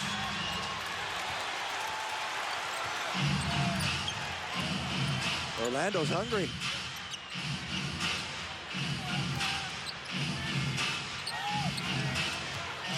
Oladipo's got Varejao switched on him. Corner three, and Curry going to run off it.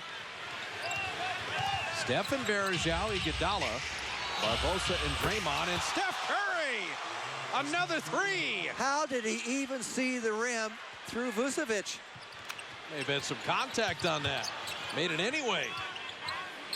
Vucevic jumper. Varejao the rebound. Draymond speed dribble. And that was going to be to the trailer Varejao, and Vucevic smartly kicking it out of bounds. Well, let's watch Stephen Curry here. Elfrid can't get around the screen by Varejao, but Vucevic was right between him and the basket, arms up, coming at him. Let me show that replay, because that was a good no call. Steph actually jumped into the contact, and that's exactly what a no call should be there. He just has a feel for spots on the floor where that basket is. It's a sixth sense that he has. I know he can't see it all the time. That's an incredible skill level there. I'm still thinking about it. There's Zhao, a little push shot. He can hit that. Yep. It was a wide open. It's a shot to take. Oladipo. Like you say, he just has to improve his shooting. Draymond running it back. They're making such great plays. Let's not squander this. Now you've got a 5-point lead. The most you had was 6. You need to play a little D and get up to a double digit. Varejao went for the steal. There's a lot of individual dribbling by Orlando. And Gordon able to get that shot up and in. Well, you just have to work on keeping him on the perimeter, out of the lane. That first little dribble penetration to get him to the free throw line cost them. Steph to the line again. And Vucevic the rebound. Let him off the hook. Oladipo passed up the 3, and Gordon again. That's where the Magic can be lethal. Big to big passing. They're back in the game again, physically, emotionally, and with the numbers. Again.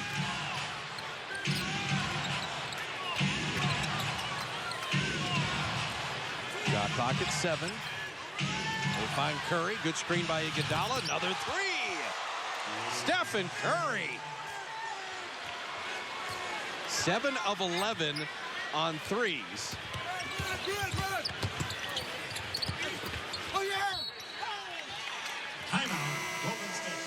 Mandatory timeout. 2:04 remaining. The Warriors are on top, but Aaron Gordon is worth the price of admission. Dude, that sandwich is huge. That's raising a kid right there. With the Warrior jersey going, the Curry jersey going. The Warriors are up 4. Our Coors Light Cold Hard Facts brought to you by Clean, Crisp Coors Light. When you think of 20 points in a game, Steph Curry is 3rd. Harden and Durant. The most 30-point games in the league, Steph. Most 40, Steph. Most 50, Steph. And tonight, 38. He's only had back-to-back 40-point games once in his career. That was December 2nd and December 5th. He's already had 9 this year. Can you imagine back-to-back 40, though? He did it 42 last night and 38 tonight. He does it so differently than anyone in recent memory. Well, maybe forever, exactly. It's not like Wilt. It's not like Michael Jordan. I mean, he's doing it with incredible outside shooting. He's got something here. Let's see what he comes up with. He goes to the three-point line, and there's another one. Now, I will tell you, he's got 8. He's got 8, and the record is 12. Ooh. If this game were to stay close, you may be watching double NBA history tonight. Gordon rimming it out, and Ilyasova following it in. The NBA record is 12 threes. Steph had 11 in Philadelphia, or Washington, excuse me. He dribbled it out of bounds. Well, they finally put 41 up there. For the longest time on the official scoring, it only had 38, which he had at the break there. 5-point lead, but Orlando, pretty relentless effort. Gordon ticking iron there. And see, he's got to do what Blake Griffin did, and that's improve the outside shooting. And that, just think, a whole quarter left in a close game, the way Steph is shooting, and he may get into the record zone. They finally bring Vucevic out, and it kind of surprised Stephen. They double team and force the turnover. Excuse me, that was Ilyasova. Pardon me. Fournier, time to set his feet. So every time the Warriors get a little surge, the turnovers have been a problem. Fournier was young in Denver, inexperienced. He's so much better now. So that defense is tightening up again. Swarming. Well, they're doubling Steph now. That leaves Varejao as the roller, and he puts it in and draws the foul. Smart play. Came back for the ball to give a little release foul to Stephen. And then he knew he was getting fouled. Watch what he does here. There's the pick and roll, comes back to the ball, and keeps Ilyasova on his back. And little scoop shot quickly because he had a chance for a three-point play, and he just earned it. Think how quickly Curry processed They doubled me and forced a turnover. This time I'll get an extra space and then dump it to the rolling big man. I tell you, they're both get an A on that one. Both Stephen and Varejao. Terrific play. 3-point play completed. Varejao knows how to play basketball. Orlando would like to go 2 for 1 here, so Payton will take the quick one. Iguodala, excellent box out. Heck, throw it to Steph. He'll get a 2 for 1 right now. Seriously. Not now. Payton reaching. Steph drawing all that attention, hanging and finishing. 43 for the MVP. How many people can he beat in one possession? He just dices you up. So the shot clock off. Warriors were down 4 at the half, equaling their largest lead right now. And Ilyasova will be fouled. 21 in the quarter for Steph Curry. Another 20-point quarter.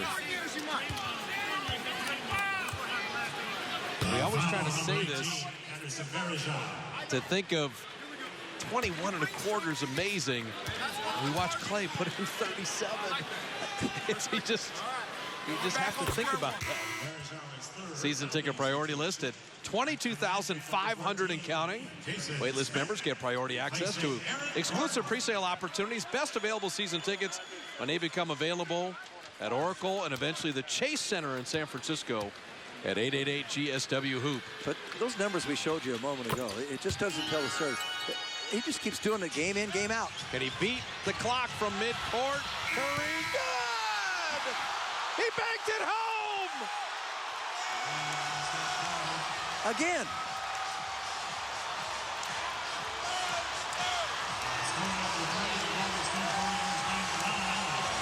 We are watching a player who is otherworldly. Something or someone has blessed him with a golden touch. He had the look. He banked it home. The Warriors have the lead, and the MVP is rolling. 3D. Our Toyota game summary. Stephen Curry with 24 in the third, 46 in the game. And you got to put this in perspective. He had 9 40-point games in his career.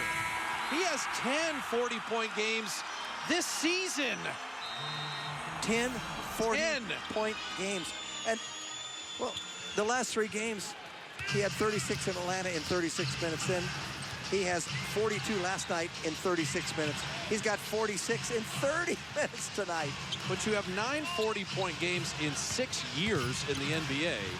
You have 10 in 57 games. Well, that is why he may be not only a repeat MVP, but the most improved player in the league. Seriously, the most improved. Mo Speights hitting the jumper. Steph has the largest improvement of any MVP in terms of scoring year to year, surpassing Larry Bird. Speights will get himself to the line. If it was all scoring, it would be frightening to think of what Steph would have done in the 16 fourth quarters he didn't play this year. I mean, think about that. So the 20-point quarters, 8 of them this year, 11 in his career. He would never touch Wilt as a Warrior, obviously. But Rick Barry, in his second year, averaged 35.6 points a game for the Warriors. And he might have eclipsed that. If he needed to. That's the Warriors are so good that... No, that's what I'm saying. If he played... Yeah, no, I'm with you 100%. Yeah. Now, I got to ask you one thing, because the Warriors are up 12, or I got a second. The year Wilt averaged 50, was that the year he shot underhand from the foul line? Boy, he went back and forth. Okay, because I'm going to tell you something. I went back and looked. He was 61% free throwing that year.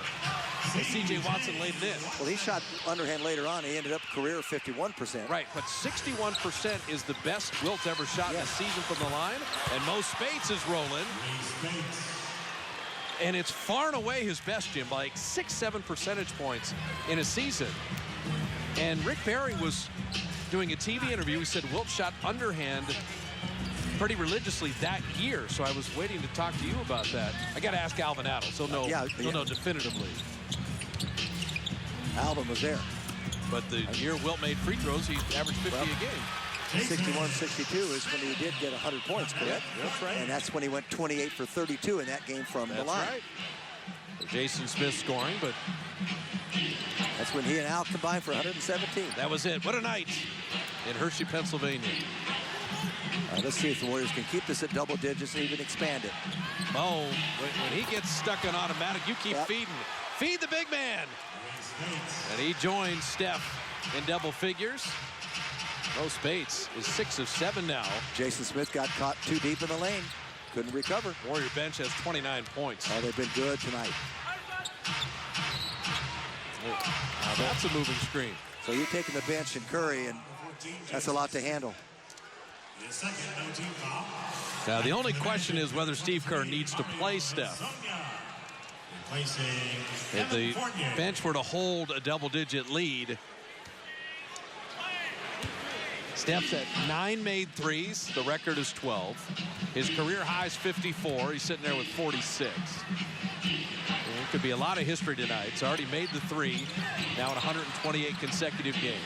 That's a new NBA record. I just think he deserves to get at least 13 threes sometime.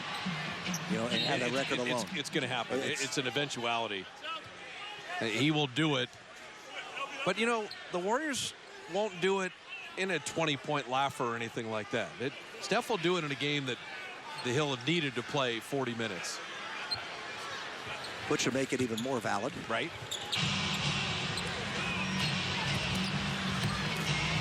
Livingston with a running hook off iron. Yeah, he knew the clock was winding down.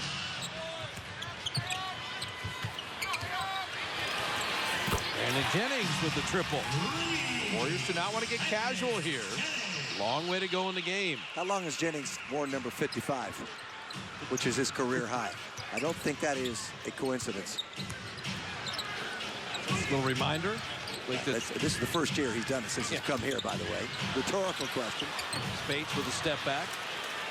Ilyasova playing with Azonia. Jason Smith, Jennings, and Watson.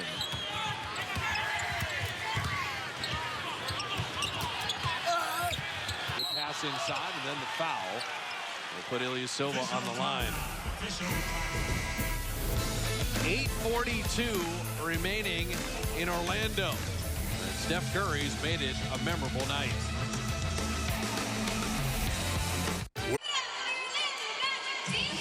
Warrior lead at 9 with 8:42 remaining, but it's been Steph Curry in a history-making night.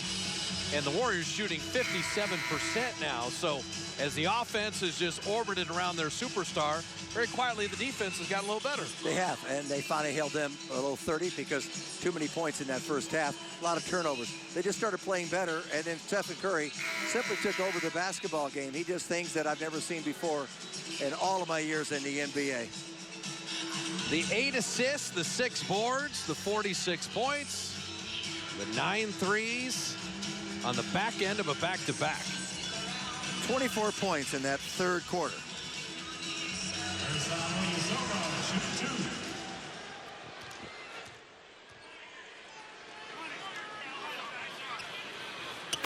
Ilyasova dropping in the free throw.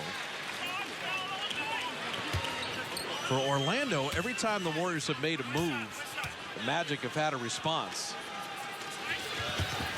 But they come off that third quarter with 40 points. Outscored the Magic by 12. We'll see if they can maintain control of this game. Yeah, well, Scott Skiles knows this is the time for Orlando to make a push. Steve Kerr is resting Stephen Curry. Iguodala, Livingston, Klay Thompson, Spates, and Barnes. Now, Klay has only 7 points in the game. He's 3 of 9, so the Warriors would like to heat him up and maybe not have to use Steph again.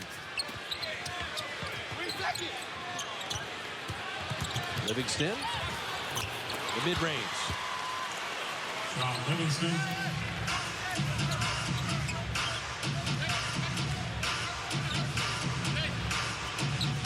For Scott Skiles, Oladipo, Gordon, and Vucevic will be coming back in. Sean with a good D, knocked it away. Brandon Jennings. He played him tough defensively. James could never shed him. Harrison, very clever finish. The ball handling for Harrison Barnes there, impressive. I just like it sometimes when he says, okay, I'm going to play a little harder here. I'm going to make something happen. That's what you have to do in this league, to distinguish yourself. You can't just sit around and watch. Smith, not an interior player. Iguodala behind the back. Iguodala dropping it off, laying it in. Andre Iguodala. Biggest lead. You want to talk about someone running the break at a small forward with incredible skill. The defense, the steal, and then Iguodala running it back. 7:27 remaining in the ball game, and the Warriors' biggest lead is right now.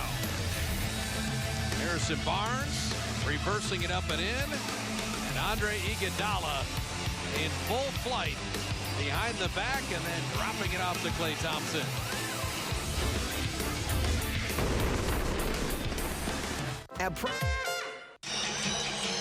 Our Geico Advanced Analytics stat. The Warriors have the most fast break three-point shots. You always talk about, Jim, that defensive stop, early offense. Well, the Warriors have nearly doubled the Rockets for fast break threes. Well, when we opened the game tonight, I talked about that. A lot of those threes come after good defense, and you get out into the open court and you get your open shots. It's not just half-court threes, which you're going to get a bigger percentage because you're going to be more open. So you say that, and Eric Fisher builds the Geico Advanced Analytics stat just off of your commentary. I appreciate that. Thank you, Eric.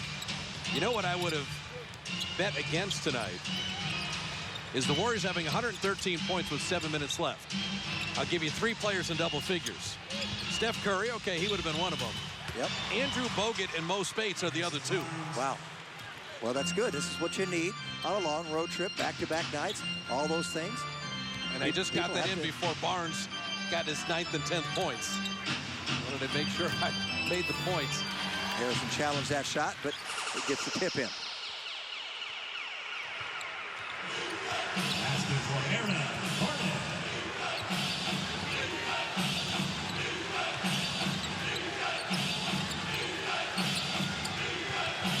Post up Harrison, an ISO on Oladipo.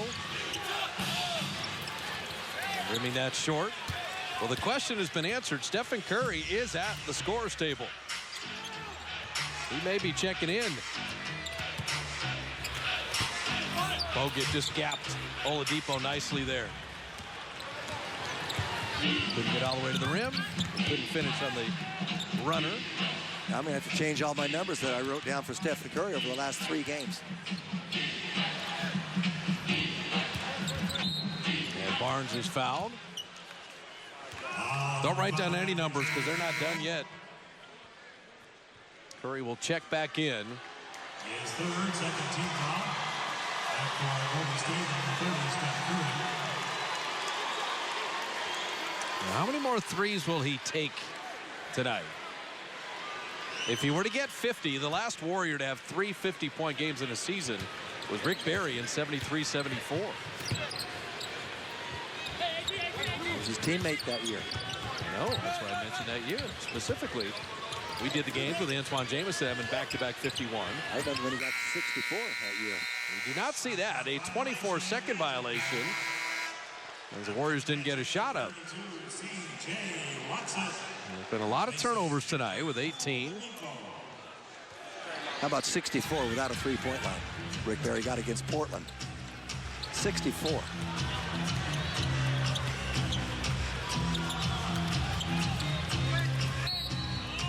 Bogut with the foul. Now, all those scoring numbers are impressive, but tell me how many possessions were in that game. Well, if I remember correctly, Bob, it was March the 11th. And the game started a half hour early. You look back, but I don't care. At 64 with no three-point line. Yeah, but if you got 120 possessions versus having 100, it's 20 more shot attempts. Not for one player. No. But in each the game on average, 20% more possessions in that era. You're right. Rick wasn't worth a doggone. No, he was very good. Oh, man. But the comparison is like saying Sammy Sosa versus Babe Ruth. Ruth hit 60 home runs when teams didn't hit 60. Right. Sosa, McGuire, Bonds, and others hit 60 in an era where people hit far more home runs. Context. Did they have steroids in the 20s?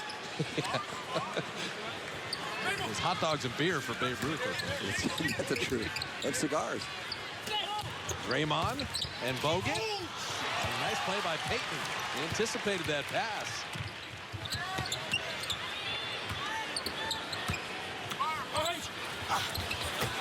Vucevic, the air ball. Well, the crowd wants Curry to keep shooting. The Magic going to make sure he does it. So 3 guys in black jerseys go after him. There are 3 players surrounding Stephen Curry there. Peyton, Watson, and Vucevic. He said, we know you have 46. Scott Skiles let them know that. So 4:38, the Warriors are up 13. And it's more about milestones and getting to win number 52 tonight. This year, get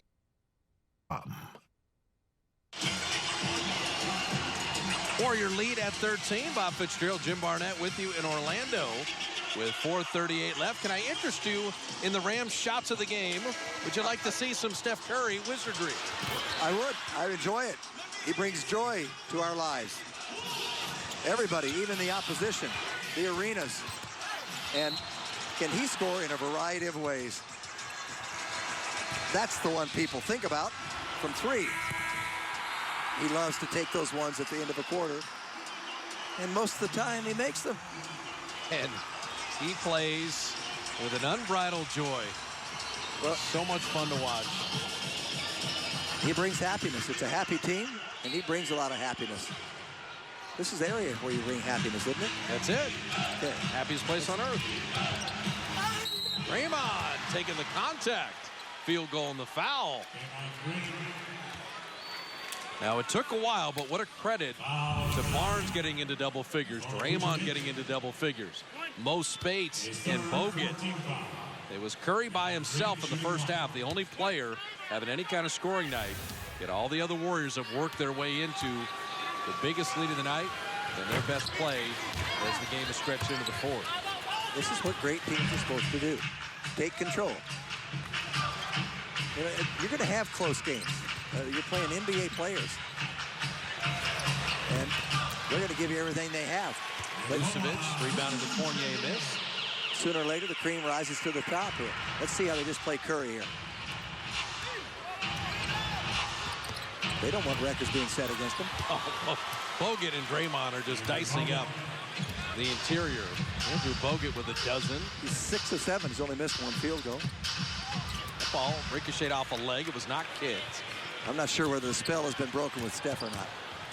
And now the Warriors are just putting on a little bit of a show. Beautiful assist. Draymond couldn't convert the field goal. Free throws coming. When I say the spell, because he was so dominant in that 4th quarter, he would love for about 2 or 3 more minutes to be left in the quarter. Just keep going. Well, if you missed, to sit on the bench probably cooled off a little. You missed the first half. Orlando up 63-59 at the break. They'd outshot the Warriors from the line. They'd outshot the Warriors from the 3-point line. Second half, try 61-41 Warriors. This is going to be, in years to come, a pretty good Orlando team. I think so, too. They've got a lot of pieces, and they've got young players. Can I also add that Orlando has up to $50 million in cap room this summer? Really? $50 million to spend.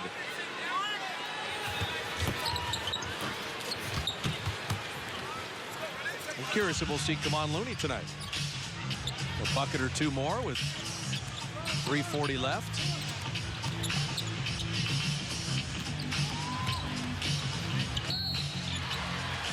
Field goal on the foul.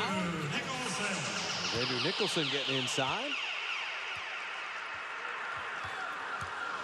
One thing that big men do, and Varejao was guilty of that too. Sometimes they take the position and they get like a statue. They're like trying to take a charge or not to foul. And I still think a big man can move. He was there early enough. You can still move laterally and then try to meet a guy and go up in the air and try to play defense throughout the play. I just think sometimes, and I hate to see it when that guard is coming at him and they try to take a charge. It's not going to happen very often. Steph Curry with 10 threes. Okay. 49.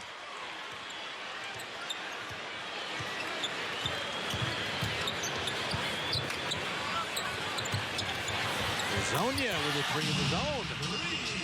Magic have made 10 threes themselves. 21-year-old from Croatia. Let's see if they're going to be looking for Stephen. Curry rattled out. He had a great look.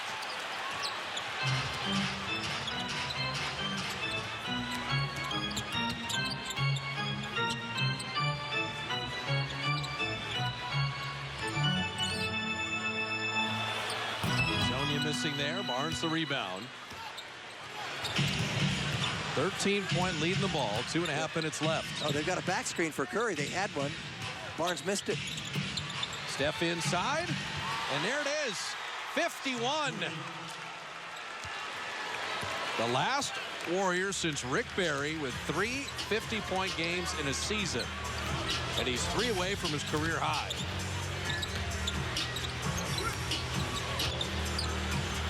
.42 last night in Miami, 51 in Orlando. Klay Thompson with the rebound, and Steve Kerr going to use a 20-second timeout, and he's going to be 7 some players out. Ian Clark's going to come in. Brandon Rush is going to come in. And for the Warriors, but we'll wait and see if Curry goes out. I just think he will. Can you get over 52 and 5? Well, there are so many numbers, Bob, and individually and as a team. But no, 52 and 5. No, it's 52 and 5. I mean, it's never been done in NBA history, so it should sound incredible. But 28 road wins, Jim. This will also equal last year the best road win total in the history of the franchise. This is a Warrior high against the Magic. Well, I think as a team, they've taken on the persona and personality of Stephen. Look how much better he is this year. So this team's the defending champion. They've got a lot of pride. They have things to live up to, and they just keep going on in that vein. They don't want to lose. They get greedy, and it's in a good way. Now, Curry has never made 20 shots in a game until tonight. 20 field goals is his career best. He's done 51 with 1 free throw. Well, he's not going to get the three-point record. No, he is done.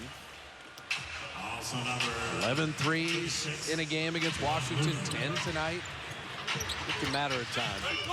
So we have to just be content with the consecutive game three-point record he got tonight. That sloppy pass and Brandon Jennings the steal. 51 for Curry with 1 free throw. 20 made field goals, a career best. Greg and the guys have a lot to talk about on Honda Post Game Live. And we are getting to see Kevon Looney, who has it right now. Brandon Rush for 3. I'm just impressed at how Brandon Rush has stayed ready. He good minutes last night in Miami. He played so well when Harrison Barnes was injured. This has been a bounce-back year for Brandon.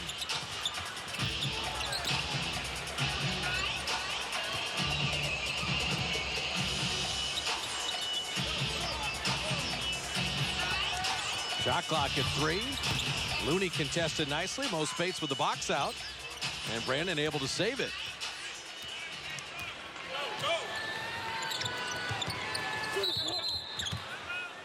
That ball out of bounds on the sideline. The Warriors turn it over.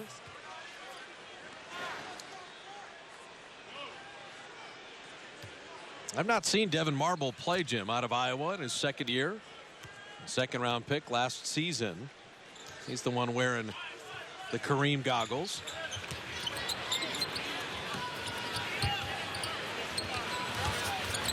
We know about Wayne Dedmon. He was a Warrior briefly and also played in Santa Cruz. And played so well that Orlando signed him last year to a couple 10 days.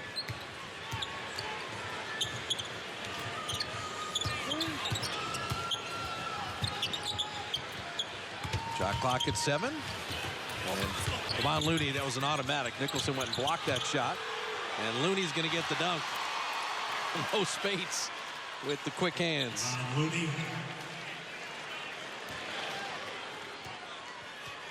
So a game they trailed at the half.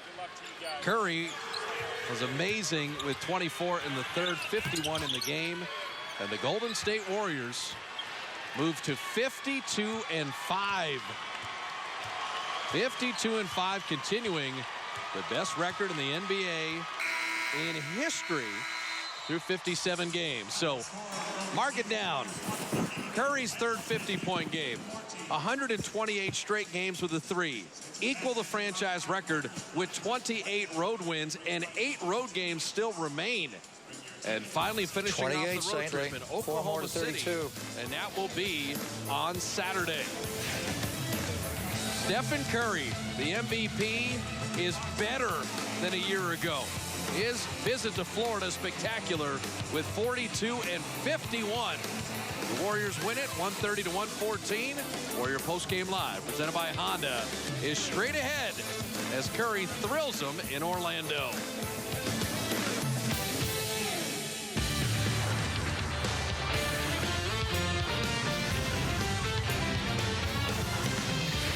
John's back there. I'm also. He only needed 1 3 to make history tonight. He got that out of the way mid-first quarter. Then he made 9 more. 9 more threes on his way to 51 tonight. The shooting numbers are incredible. Steph Curry was 20 of 27 from the floor, 10 of 15 beyond the line. It's his third 50-point performance of the season, which matches Rick Barry. Let's go back to Amway Center. Jim Barnett with a guy who was a little hot tonight. Thank you, Greg. I don't even know where to start. We have to keep bothering him because he just keeps doing things. Stephen, you did get one record tonight, 128 straight games that you made a 3. Was that on your mind coming in? Oh, yeah, I knew about it. And just with stuff like that, you just play your regular games and try to... I'm going to keep looking around me in case nobody spills water on me. I'm going to be looking for you, too. I'll keep your back covered. You try to just focus on the game and how I get my shots, and hopefully things will work out. But Kyle Korver's a great shooter. It's nice to pass his record. Since we've come east, Atlanta 36, 42 in Miami last night, 51 tonight. That's the third time this season that you've had a 50-point game. That hasn't been done since Rick Barry. We're talking 40 years ago. It's special, man. God is good. Just like I always say, I'm happy, blessed to be able to be healthy, play the game with great teammates. And we got a great chemistry and a great thing going, and I want to do my part. So this is fun. We're doing it in winning fashions, which is the most important. One more thing about you, though, Steph, because you're doing things. I'm covering your back tonight. You're doing things I've never seen before. No one's ever seen what you're doing. Incredible. Did you go back in the game? Were you thinking about the single game record of 12 threes made in a game, or were you thinking about getting 50? Why did they go back in the game late in that fourth quarter? We only had a 12-point lead, so with 6 minutes left, that's normally my normal rotation to come back in. I wasn't thinking about that at all. Okay. I actually didn't know where I was on three-point tally. It's just, like I said, sometimes those human nature to get distracted with other things that aren't important to winning. I tried not to focus on them. Today, it worked. Well, you got 10 threes tonight. That's 21 in the last 3 games. But your team now wins 4 games in a row. You're 52-5. What keeps you motivated for this kind of incredible record-setting pace? Winning is fun and keeps the morale of the group going. And all the while we're trying to, continue to get better. Our second half tonight was a lot better than our first. And you really have to test yourself and challenge yourself in these road trips that we're on, like we're on right now, to bring that energy, that focus, and have fun doing it. So that's what we do. Well, these teams are challenging. Orlando, very, very young team. They were good in that first half. What was said at halftime that made sure you didn't get a slippage tonight? Just focusing on our energy and effort. Coach understood it was a back-to-back, so there's a little fatigue, but that can't really be an excuse if you're trying to win. And it was up to us to go out and get to our pace and to our level of play that we expect, and we did that. Well, you showed no signs of fatigue whatsoever. Steph, congratulations on the win. Go enjoy your teammates, and we'll see you at Oklahoma City. Thank you very much. All right, Greg.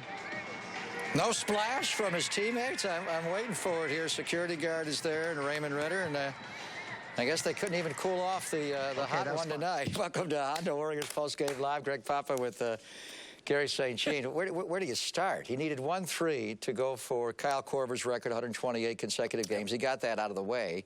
And then he was cutting back door and scoring, but then he got the 3-ball going, and he wound up with a 51-point game and 10 more threes. Our BMW turning point is Steph, just showing up for the game tonight, Saintly. He had 15 in the first quarter, 7 more in the second quarter. Where he really got roasty was that third quarter when he went for 24 on 9 of 12 shooting and 6 of 7 beyond the line. And it's just the purity of his stroke tonight in all aspects of scoring the basketball was just mesmerizing to watch. Well, you're right on, Pop. I'm going to make a statement. I didn't think the defense by the Orlando team was terrible.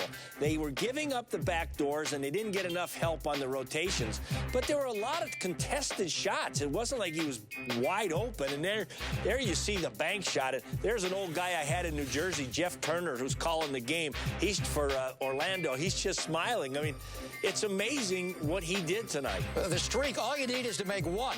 He made 10. Yeah. It's the second time this year he's had 10 or more. That's an NBA record. It's the 4th time in his career he's had 10 or more. That's an NBA record. A few years ago, he made 272 in a single year. That was a record. Last year, he made 286. That was a record. He had 10 tonight coming in on the 266 he had. So he's at 276. About a month ago, I jokingly said he's going to break last year's record on St. Patrick's Day. He may do it Saturday in Oklahoma City, St. This is amazing to watch. I mean, I've never seen anybody shoot the ball like this. It's just, wow, it just takes your breath away. And the rest of the team, I thought tonight, you know, you didn't get the big game from Draymond or from Clay. But you had a lot of guys coming off the bench playing really well, I thought. I thought Mo Buckets was good. I really liked the way Anderson Varejao played. And, you know, you had Livingston doing his thing down in the post. Andre Iguodala with an acrobatic fast break. You had just guys stepping up. And that's what you need on a long road trip with back-to-backs. Second half, they were much better defensively, and they took care of the ball. The shot he made at the end of the third quarter. You went crazy. It's just, he puts it on line every time. It can be a little long because he's going to bank it in, but he's the best long shot maker we've ever seen. We mean long. We mean all the way out to midcourt and beyond, starting with last year in the playoffs. That's a 64-footer at the end of the third quarter in the closeout game against the Memphis Grizzlies. I think they're used to that at the Grindhouse. He did it again this year. That was a crazy shot inside the FedEx Forum. The Friday night we were at the arena, Saint, and he makes this shot right before half. That's a regular jump shot from 47 feet out. And there goes the shimmy. There it is. And the amazing thing in the All-Star game, right at the buzzer, Durant, you're not shooting it, I'm taking it. And then, and the reason last night he made the long one from 42, and tonight, as long as he puts it on line, he can bank it to get it on line. And this is not just coincidence or luck. He practices these shots constantly, Saintly. So right now, he's the happiest guy in all of the world. So we're going with Mickey here. It's Steamboat Steph. And, you know, Mickey has the big hands, and he's got 3 fingers and a thumb, and that's it. But it's not great shooting for him. And, you know, Fantasia, Mickey has the big hands, which Steph has smaller hands to shoot the ball. But right now, he's the happiest guy on planet Earth right now. And so are his teammates. They love what he's doing. Well, come along for the ride. I mean, we're going to have a parade at Disneyland tomorrow. I mean, it's just takes your breath away to watch this guy. And you make the point about his midcourt shots. It isn't like he's shot putting that thing up there. He gets 2 foot on the hop, and he bends those knees. He gets the whole body into the shot, and it looks effortless. And he's, as you said, he's right on. The bank is open. It's not closed yet. And he used it again tonight, banking that shot off the glass. He scored 51 points tonight. He made 1 free throw. Amazing. 1. He made 20 field goals, and 10 were threes. So he made 10 twos, and he made 10 threes, and it adds up to 51 and 1 free throw. I mean, 51, and you make 1 free throw. It's just an amazing shooting display right now. And by the way, they are 52-5, and they are 28-5. On the road. Remember I told you 32 road wins. Yeah, you've been plus preaching the 41 of those at home. You got 73. So 4 more road wins, and they're going to get to 32, and they may have more. Yes. Just an incredible night of happy shooting in the land of Disney. And now tomorrow, Clay gets to go to the Harry Potter theme park. They're all going to be happy here. Warriors post-game live. Feel a little overdressed on the set here. We got our jackets on, Sam. We got to roll up our sleeves. They scored 130 tonight, and Barnes had 10, Draymond 12, Bogut had 12, Clay only had 9, 14 off the bench for Mo buckets. But the story is Steph Curry with a 51-point game, and he made only 1 free throw. Welcome back to Honda Warriors Postgame Live. Greg Papa, Gary St. Jean, Monty Poole is here. Apparently, it's a record for the most points scored in a game when you make only 1 free throw. But he made 10 twos, that's 20, and 10 threes, that's 30, plus the 1 free throw is 51. And he was 20 of 27 from the floor, Monty. The 3-ball is a beautiful thing when you can shoot it like Steph Curry. And so all the talk about how the game has changed, and it has changed, but the math, it's still about math. It's still about scoring more points than the other team. And when you have Steph Curry shooting threes, you have a good chance to outscore the other team because nobody in league history has shot the 3 as often and as well as Steph Curry. The amazing thing is, Saintly, at the beginning of the game, Scott Skiles' team, obviously what they said was run him off the line, let him take the backdoor cuts like this, and then they just broke down and stopped it. They were getting backdoor cuts, but they couldn't guard him at 23-9 either. They just stopped the game plan. Well, whatever my man Scott said at halftime didn't resonate with his team because he had 24 in the third, and he started going crazy with these kind of shots, and you're saying, well, I thought they had a good game plan trying to make him go backdoor, take away the threes. The next thing you know, he's got 24 in the third. And I'm saying, not good defense. You know, for the first half, it was pretty much Steph by himself almost. Yes. You know? Yeah. Second half, Mo buckets got going. But when you can shoot like that, you just let him go. I mean, like Steve Kerr said last night, there's no bad shots. 27 shots, 50 points. Let us not forget, in Miami last night, Monty, he had 42. 93 It's a 42 last night and a 51 tonight, Saint, and he only played 34 minutes. He scored 51 points in 30. We're going to find out later when they research all this that it's going to be just one record after the other, just a numbing night. You heard Steph's interview with Jim, and he's looking behind him the whole time. That was hilarious. Nobody got him. Maybe they didn't get him. I love that. Let's check it out right now. Let's go back to Amway Center in Orlando, Florida, and get reaction right now. Yeah, I don't get into debates about, like, greatest shooter of all time and things like that because I have a lot of work to do and there's longevity factor to it. So for a record like Kyle set, to have that level of consistency, last year I didn't think it was possible. We just, there's so many variables that go into it, and that's a long time. So it's special to break that and hopefully continue it. But he set the bar, so much respect to him. Hey, Steph, every night you're playing a different defense. How long does it really take you to kind of figure out how you're going to pick them apart, the screens, the way you're coming off, down the screen, stuff like that? I mean, a lot of it is based off of our offense. It's not so much reading, the defense and how they play, because there's only a couple of options, on that they can, throw out there. It's more just us executing what we do, because there's so many counters to it. If I'm trying to come off a down screen, they overplay it. I know which way to cut, and we have such great passing big men and pretty much a great passing team that we find those angles, and I get easy looks, and vice versa. So it's just about us executing what we do. It's only 2 games, but what has Varejao brought for you guys? We had a couple nice passes there on the back screen and stuff like that. I mean, he's another skilled big man that can do a lot of things: defend, rebound. I know he's still getting his legs back. He can provide a nice offensive punch for us. So with Festus out, he plays just like Bogues, and it's nice that he can fit right into what we do and help us for sure. 51 tonight, and you led the team in rebounding. Is there anything else? I try to read my position pretty well, and I had a lot of energy tonight, so try to use it efficiently. Steph, how did that half-court shot feel for all occasions? They always feel pretty good. I know when I know right away if it has a chance or not, but I was in such a groove and got a clean look off the inbound pass and 2 dribbles. Y'all see us at practice all the time. That's what I wouldn't say we practice it. We throw them up all the time, and sometimes it shows up in games. It looked like you were just laughing. I was laughing for sure because that really isn't supposed to happen. I made a bunch of threes in the third quarter and then finished with that one. It was really funny to me. Just it banked off the glass and went in. So. What'd you make of Orlando's effort tonight? A young team. It seems like they pushed you there for at least 3 quarters. I mean, every team in this league is so talented, and they're one of them. They obviously have a lot of young guys, but they play a lot of energy. The new coach is pretty set in their system and how they're going to play, but they brought toughness and a great effort, and it's never easy for us to. I don't know if it looks like it, but when we go out there and play, it's never easy for us to get wins like we did tonight because they play tough, and I'm sure they want to sneak into the playoffs this year, but their future should be pretty bright.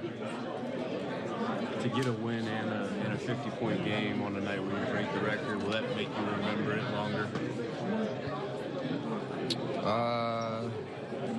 Like 48 hours, yeah. That's it? That's the extent of it, huh? Yeah. I mean, hopefully I can continue the records speak and go further, but I'm not going to think about it anymore. And try to do whatever I can. And really, tonight was one of those, I think we needed all those points to try to get that win, so that's what it's all about. Now you're 10 threes away from the single-season record that you set last year. Really? Yeah. Respect. So you can do that in one game, right? We'll see. We'll see. Last one. Steph, for Draymond, OKC played you guys pretty well last time. What kind of match is that going to be? It's going to be tough. You know what kind of talent they have. Like you said, they played us tough. They started off the game on hot in Oakland, so it's always an energetic atmosphere in there. And for us, the last game of this road trip will be a big test for us to see how we show up with our energy and execution and focus. Try to make as many winning plays as possible because you know that they're going to come out ready. I know they're waiting on us. On top of the 51, he did lead the Warriors in rebounds with 7. He was a co-leader in assists with Draymond with 8. And then he scored 51 points and 20 of 27 shooting and 10 of 15 beyond the three-point line. Oh, boy. Just spectacular. What else can you say? Respect. Respect. Yes, exactly.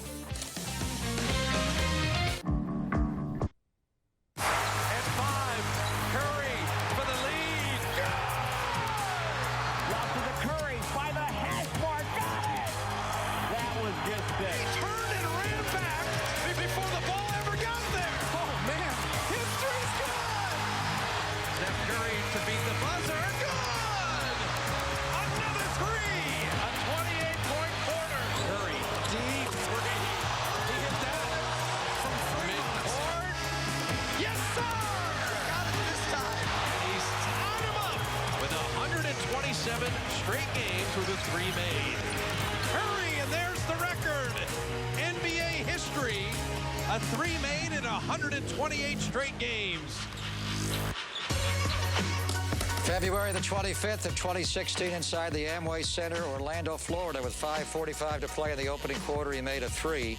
And we just showed you all 128 games where he's made it. That went by fast lately. It wasn't even 128 seconds. So he's got so many three-point records. I've lost track, but I feel okay because I think the head coach has lost track as well. Let's get a reaction right now from Steve Kerr, who was a pretty good three-ball shooter himself.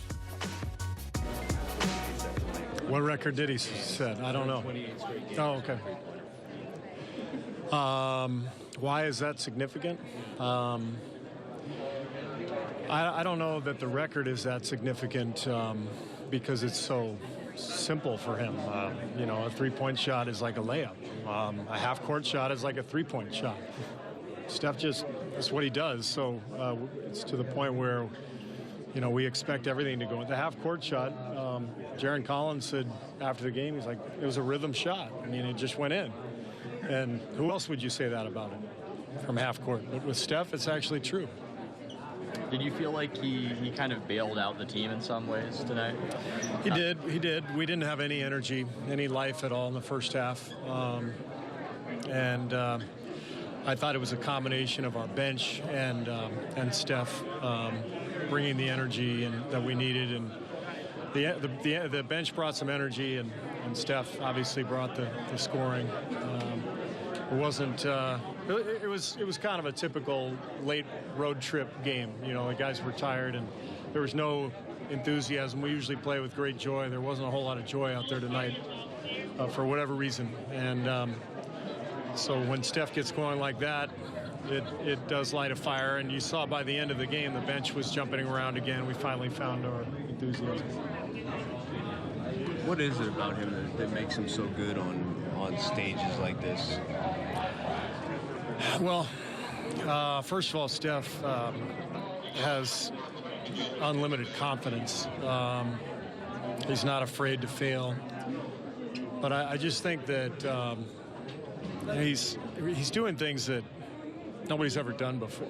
And he's so comfortable in his own skin, and he really does play with so much joy. So he's having fun night in and night out. He's having fun, and nothing's bothering him. He's just, I mean, it helps that he's so grounded, and he's got a great family, and he's just a normal human being, a superstar who doesn't act like a superstar. Somebody said that. It's true. But it's just an incredible belief in himself and in his skills. What do you think of suggestions by Oscar Robertson and other players who have played that somehow people from the past could stop what's happening? Oh, I'm sure, yeah, lots. I could have stopped this back in my prime. Well, I would have shut Steph down. Because athletes, 50 years ago were much bigger and stronger and faster and more finely tuned. So Steph might not have made it in the league back then. How do you compare the hoopla that kind of follows you guys on the road to what you experienced in your playing career in Chicago? It's getting similar. The reception for Steph reminds me a lot of the reception for Michael in every road city. We see a lot of blue and yellow on the road, just like we saw a lot of red back in the day with the 23 or 45 jerseys or whatever. It's maybe a little more so now with the amount of media, social media, and everything else. But yeah, it does remind me quite a bit of those days. All right, Steve, how do you look at this Oklahoma City matchup? Do you see it as a team that could possibly beat? Of course, yeah. Yeah, Oklahoma City's one of the best teams in the league, and it's our first time visiting, their home floor this year, and I guess the only time, right? We only play there once. So these are always fun games, and I'm glad we have a day off after this back-to-back to kind of recharge the batteries, because we're going to need everything. We're going to need all the juice and the execution, and we're going to need to be really good to win. All right, time for doo-doo. Curry zone! It's all Steph. He's got to get warmed up the way he did with David Lee before every game, and here's the record. In all honesty, like Steve said, I mean, 128 games is amazing, consecutive, but he kind of downplayed it because it's like a layup for him, and the backdoor cuts were beautiful. But how far could he take this out? I mean, making 1 3 is not a big deal, Saint. How high could he go here with this record? I think it's limitless. I don't see kind of like his range. Well, yes. I don't see any reason why not. The guy, if he plays 34 minutes a night, he's going to get 6-7 attempts, and the percentages are with you. This is like saying that Randy Johnson has pitched in 100 straight games and gotten 1 strikeout in every game. It's going to be what he does, okay? He's that good at what he does. So Steph is going to have games where he has 5, 6, 7, 8, 9. Eventually, he'll get that record. He'll get the 13, and he'll get that record because it's just it's waiting for his name to come to it. Donyell Marshall did it first, and the great Kobe Kobe Bryant did at second, and we'll see Steph get maybe Baker's does it and break that record. They've each got 12. All right, they are going to stay overnight in Orlando. They're happy, and they're in the happiest place on earth, but then they're going to the Chesapeake Energy Arena for a little shootout on Saturday night against Westbrook and Durant. It's on. The Warriors against OKC.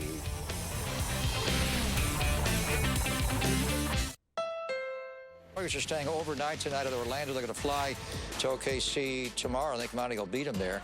The last time, only time, guys, we've seen them all year. February the 6th, the night before the Super Bowl. The Warriors came from behind. Remember, they were down 9-0 to open the game. They took a 20-point lead, and then it was tied late in the game, Saint, and then Steph Curry, like he so often does, like tonight, just took the game over, and the Warriors wound up beating him by 8 points. Yeah, that was a big-time playoff game.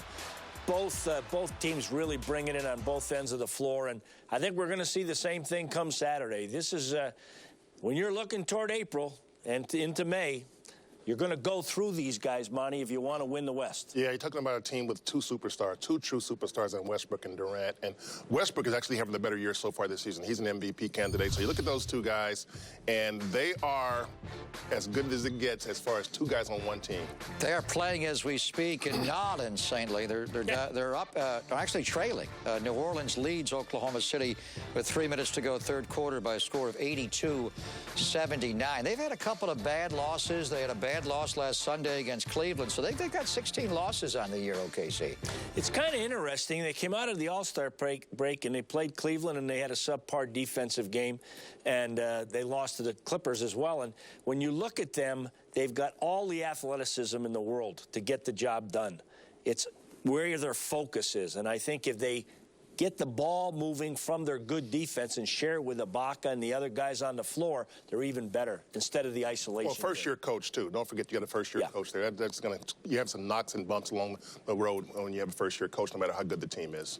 All right, Monty. 5 a.m. wake-up call for you tomorrow? About that. 6:45 flight. He'll be in Oklahoma City. St. Lee and I will be watching on St. Lee's couch on Saturday night. You see who's back? Feldy Bear's been down in the dumps for a while, but Ahmed is back, and they got big news, of course, with what Steph did tonight. Ahmed's back! I'm back. I'm happy. And obviously big news involving the quarterback of the 49ers coming up on Sportsnet Central. That's right, Pop. We got a great show. Ahmed's back. He's clean-shaven. We're all happy. And he's Arizona. Tan. We're all happy to have him back. So what are we going to talk about? How about Steph Curry? Go deep into all that stuff here from the big man, again, who went for a Cinco Uno. This guy said something today that was not the same as this guy said, involving that guy's future. Okay. We'll explain. That guy talked about that guy's future. Correct. We're going to talk to Matt Mayoko about that. Plus, we got problems already. I leave Arizona, and we have an injury. Matt Cain, a bit of a setback there. We'll dive deep into what is going on at Giants camp. Plus, the A's, they made a trade as well, so we'll get into all that. Why do you keep moving forward? You're moving in and out of your life. Sportsnet Central, a very tan Ahmed Fareed, and now very scary big. We're coming up next.